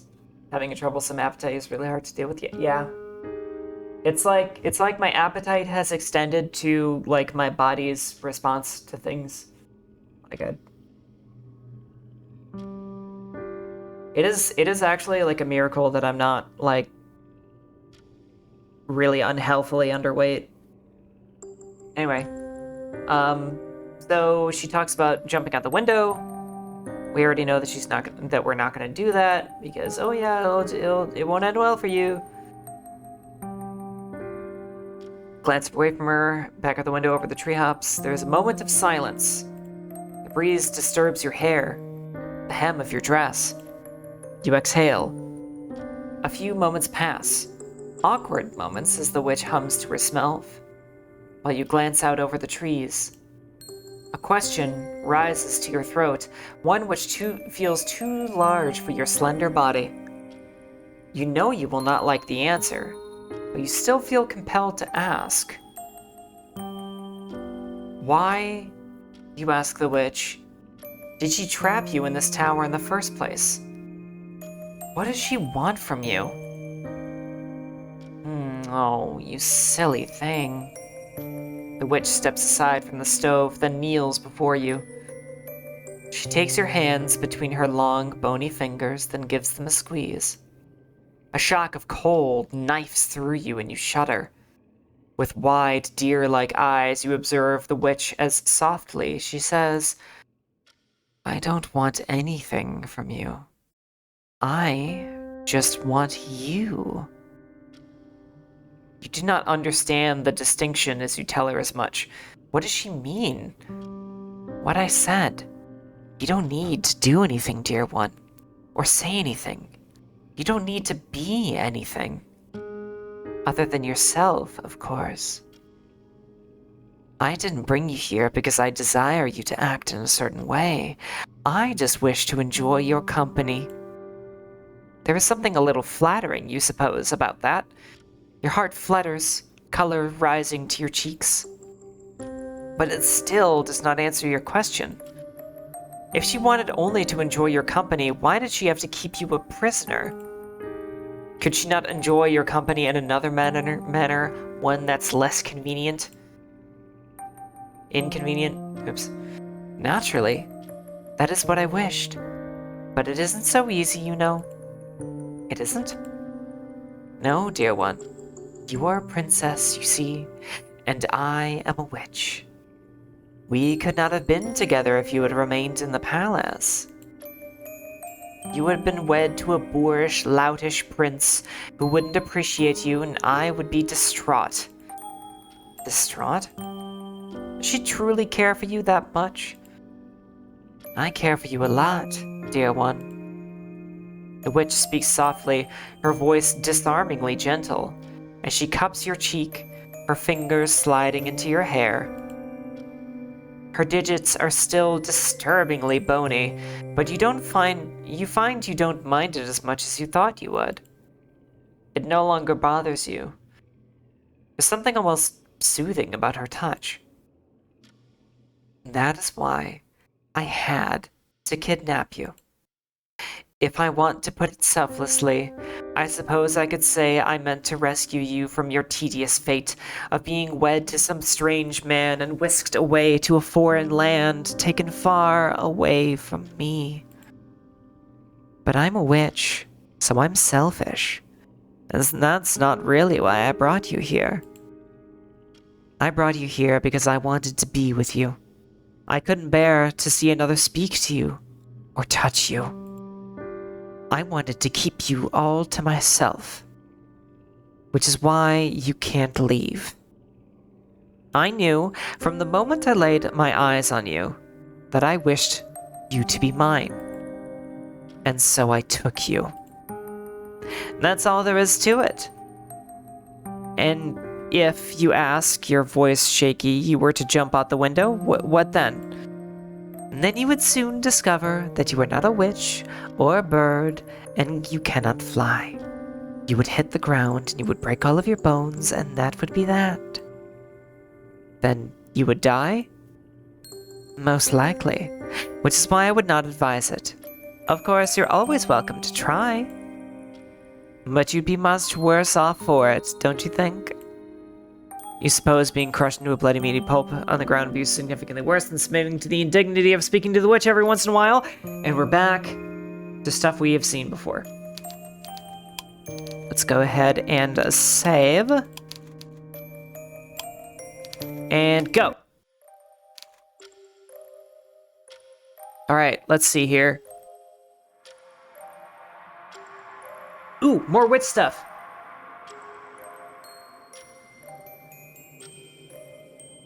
You were surprised people willingly seek the service of which they now have a bad reputation. Bad reputation is better than having no reputation. Some people are desperate that they're even willing to turn to the devil for help.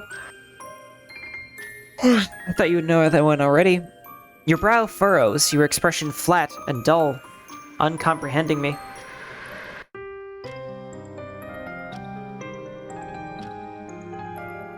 I hate to pick at the narrative, but her use of the I'm a witch, so etc. gives me the vibe of someone that says I have blank mental illness, so that's why I'm mean sometimes.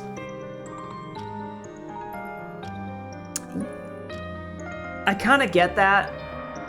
Like, I feel like if the characterization was intended to be a lot more dynamic, I think I would find a problem with that. But in all of these stories, the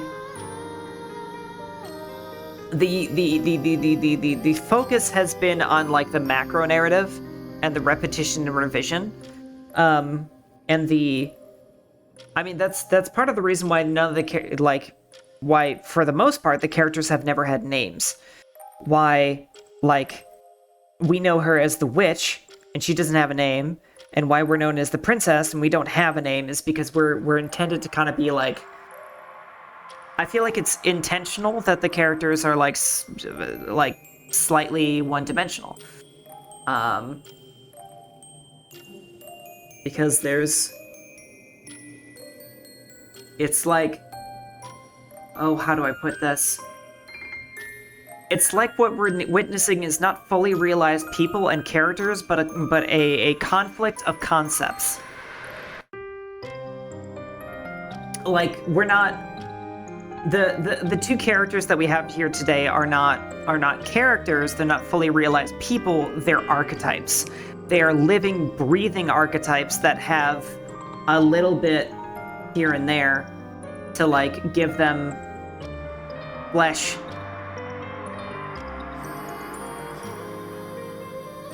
But that's like how it is.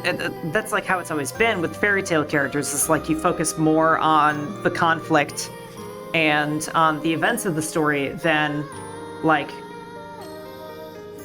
getting very deep into what would make the psyche of the character. And yeah, that's why I felt bad about picking it apart. No, I mean it's a fine observation to make, and like I said. I think it's a very valid one for like a more complex story, but this is definitely like an intentionally simple story. So I'm just like not surprised that such narrative devices are being used. That there is such an element of like, oh, this is my identity, this is why I act this way, is because like I think that's very much intentional. So what I'm saying is, like, I think you're right on target in your observation. Your brow furrows, your expression flat and dull, uncomprehending. Did you once turn to a witch, this witch, for help in the past? If you led a life as sheltered as the witch is claiming, it doesn't seem beyond the realms of possibility. It's just like I've met these kinds of people and it's not very whimsical. That's why it's a horror game. Yeah, this is definitely This is definitely intended to be a horrific story. I feel like this is intended to be a horror story that has a non-zero amount of people who go, oh my god, this is hot. I love this. I have like a weird twisted fantasy about this specific thing. But you know, everybody else is like, oh my god, this is horrifying. This poor girl, just let her go.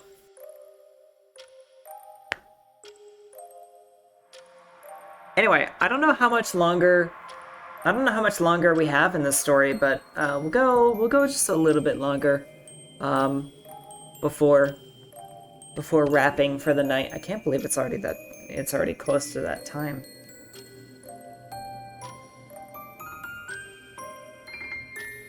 But this, like so many other things about your past, will have to remain a mystery. That's another element about that I'd like to say, by the way, is the author is intentionally leaving out the player character's entire backstory to like reduce them to an archetype of I am the princess. In any case, I think I'll be busy for a few days. I won't be able to pay you as many regular visits, but I'll be with you once again like fate ordained. Okay. So we're back here.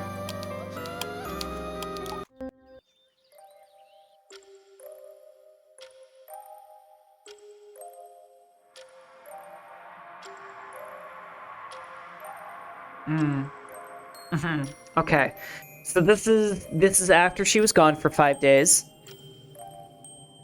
You don't want to be too woefully obvious, but part of you is relieved to see the witch again. You do not care for her, she's your captor, but her company is better than no company. You've always had fondness for reading. Books can only alleviate so much of your loneliness. Yes, you think that is the right word for it. Your tower is lonely. You have been trying not to admit it, not even to yourself, because that feels like a confession of weakness, but the quiet has been gnawing on you. Though the witch is no ally of yours, it is quite the opposite, in fact. It is nice to have another human to interact with. Not, you suppose, that she is human. Not in the traditional sense of the word. She is still a witch. You cannot trust her, and yet... How have you been getting along, dear one? The witch asks you, her voice positively skipping as she approaches you. I hope you've not been too bored without me? Your cheeks prickle as you dip your head. Quietly you mumble something, but not really. You've been reading books, and books are amusing diversions. I know that full well.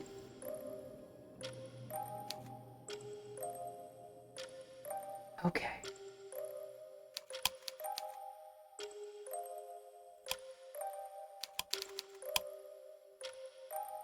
Man, this is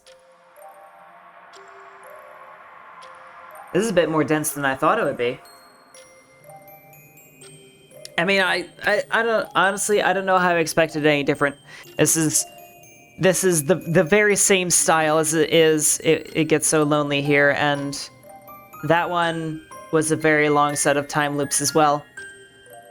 And I think it was actually advertised as like a time loop based game. So I'm dumb. But we're gonna have to get to the rest of this later because your girl's a little tired. Whoa. Boo!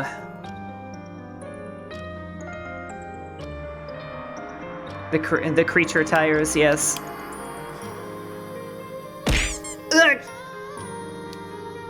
Ugh.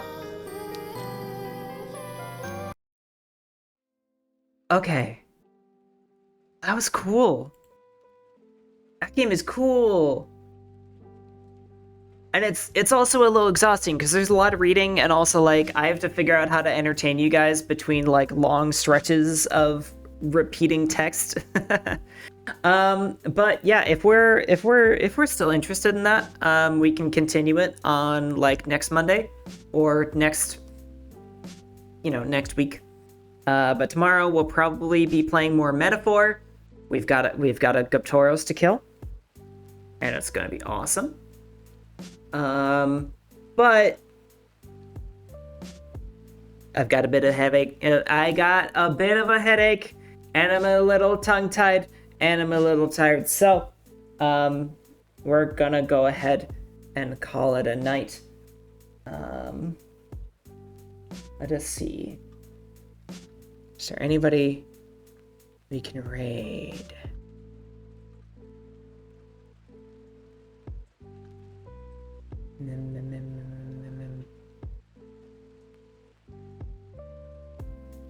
Oh man, I don't think I want to bother. It was entertaining in the I gotta see how this car fire ends kind of way. Yeah, right. Like that's kind of the same for me. And also, I'm just enjoying being immersed in. Like I say this a lot, but like I have a fascination with being immersed in like depravity. I like stories that just get kind of deep into the badness and you just get swept up in it, and it's like it's really obviously horrifying, and if you pick it apart from a distance you're like, oh my god, this is awful, but it's so well written, and that's how you know it's good. So I'm definitely interested. If everybody else is interested too, we can definitely stream it. Otherwise, I will definitely finish it on my own time at some point. But hey, I'm gonna go ahead and let you guys go. So, good. I'm glad you're interested. Yes, good. Yes. Have a great night, everybody. I will see you all on Wednesday.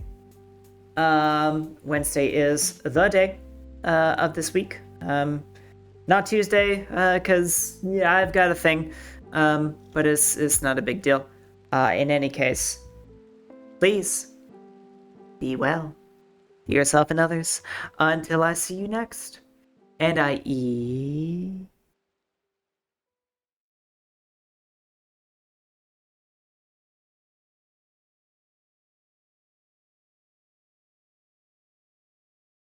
eagerly await you guys all in the next one. Have a great night now. Ciao, ciao.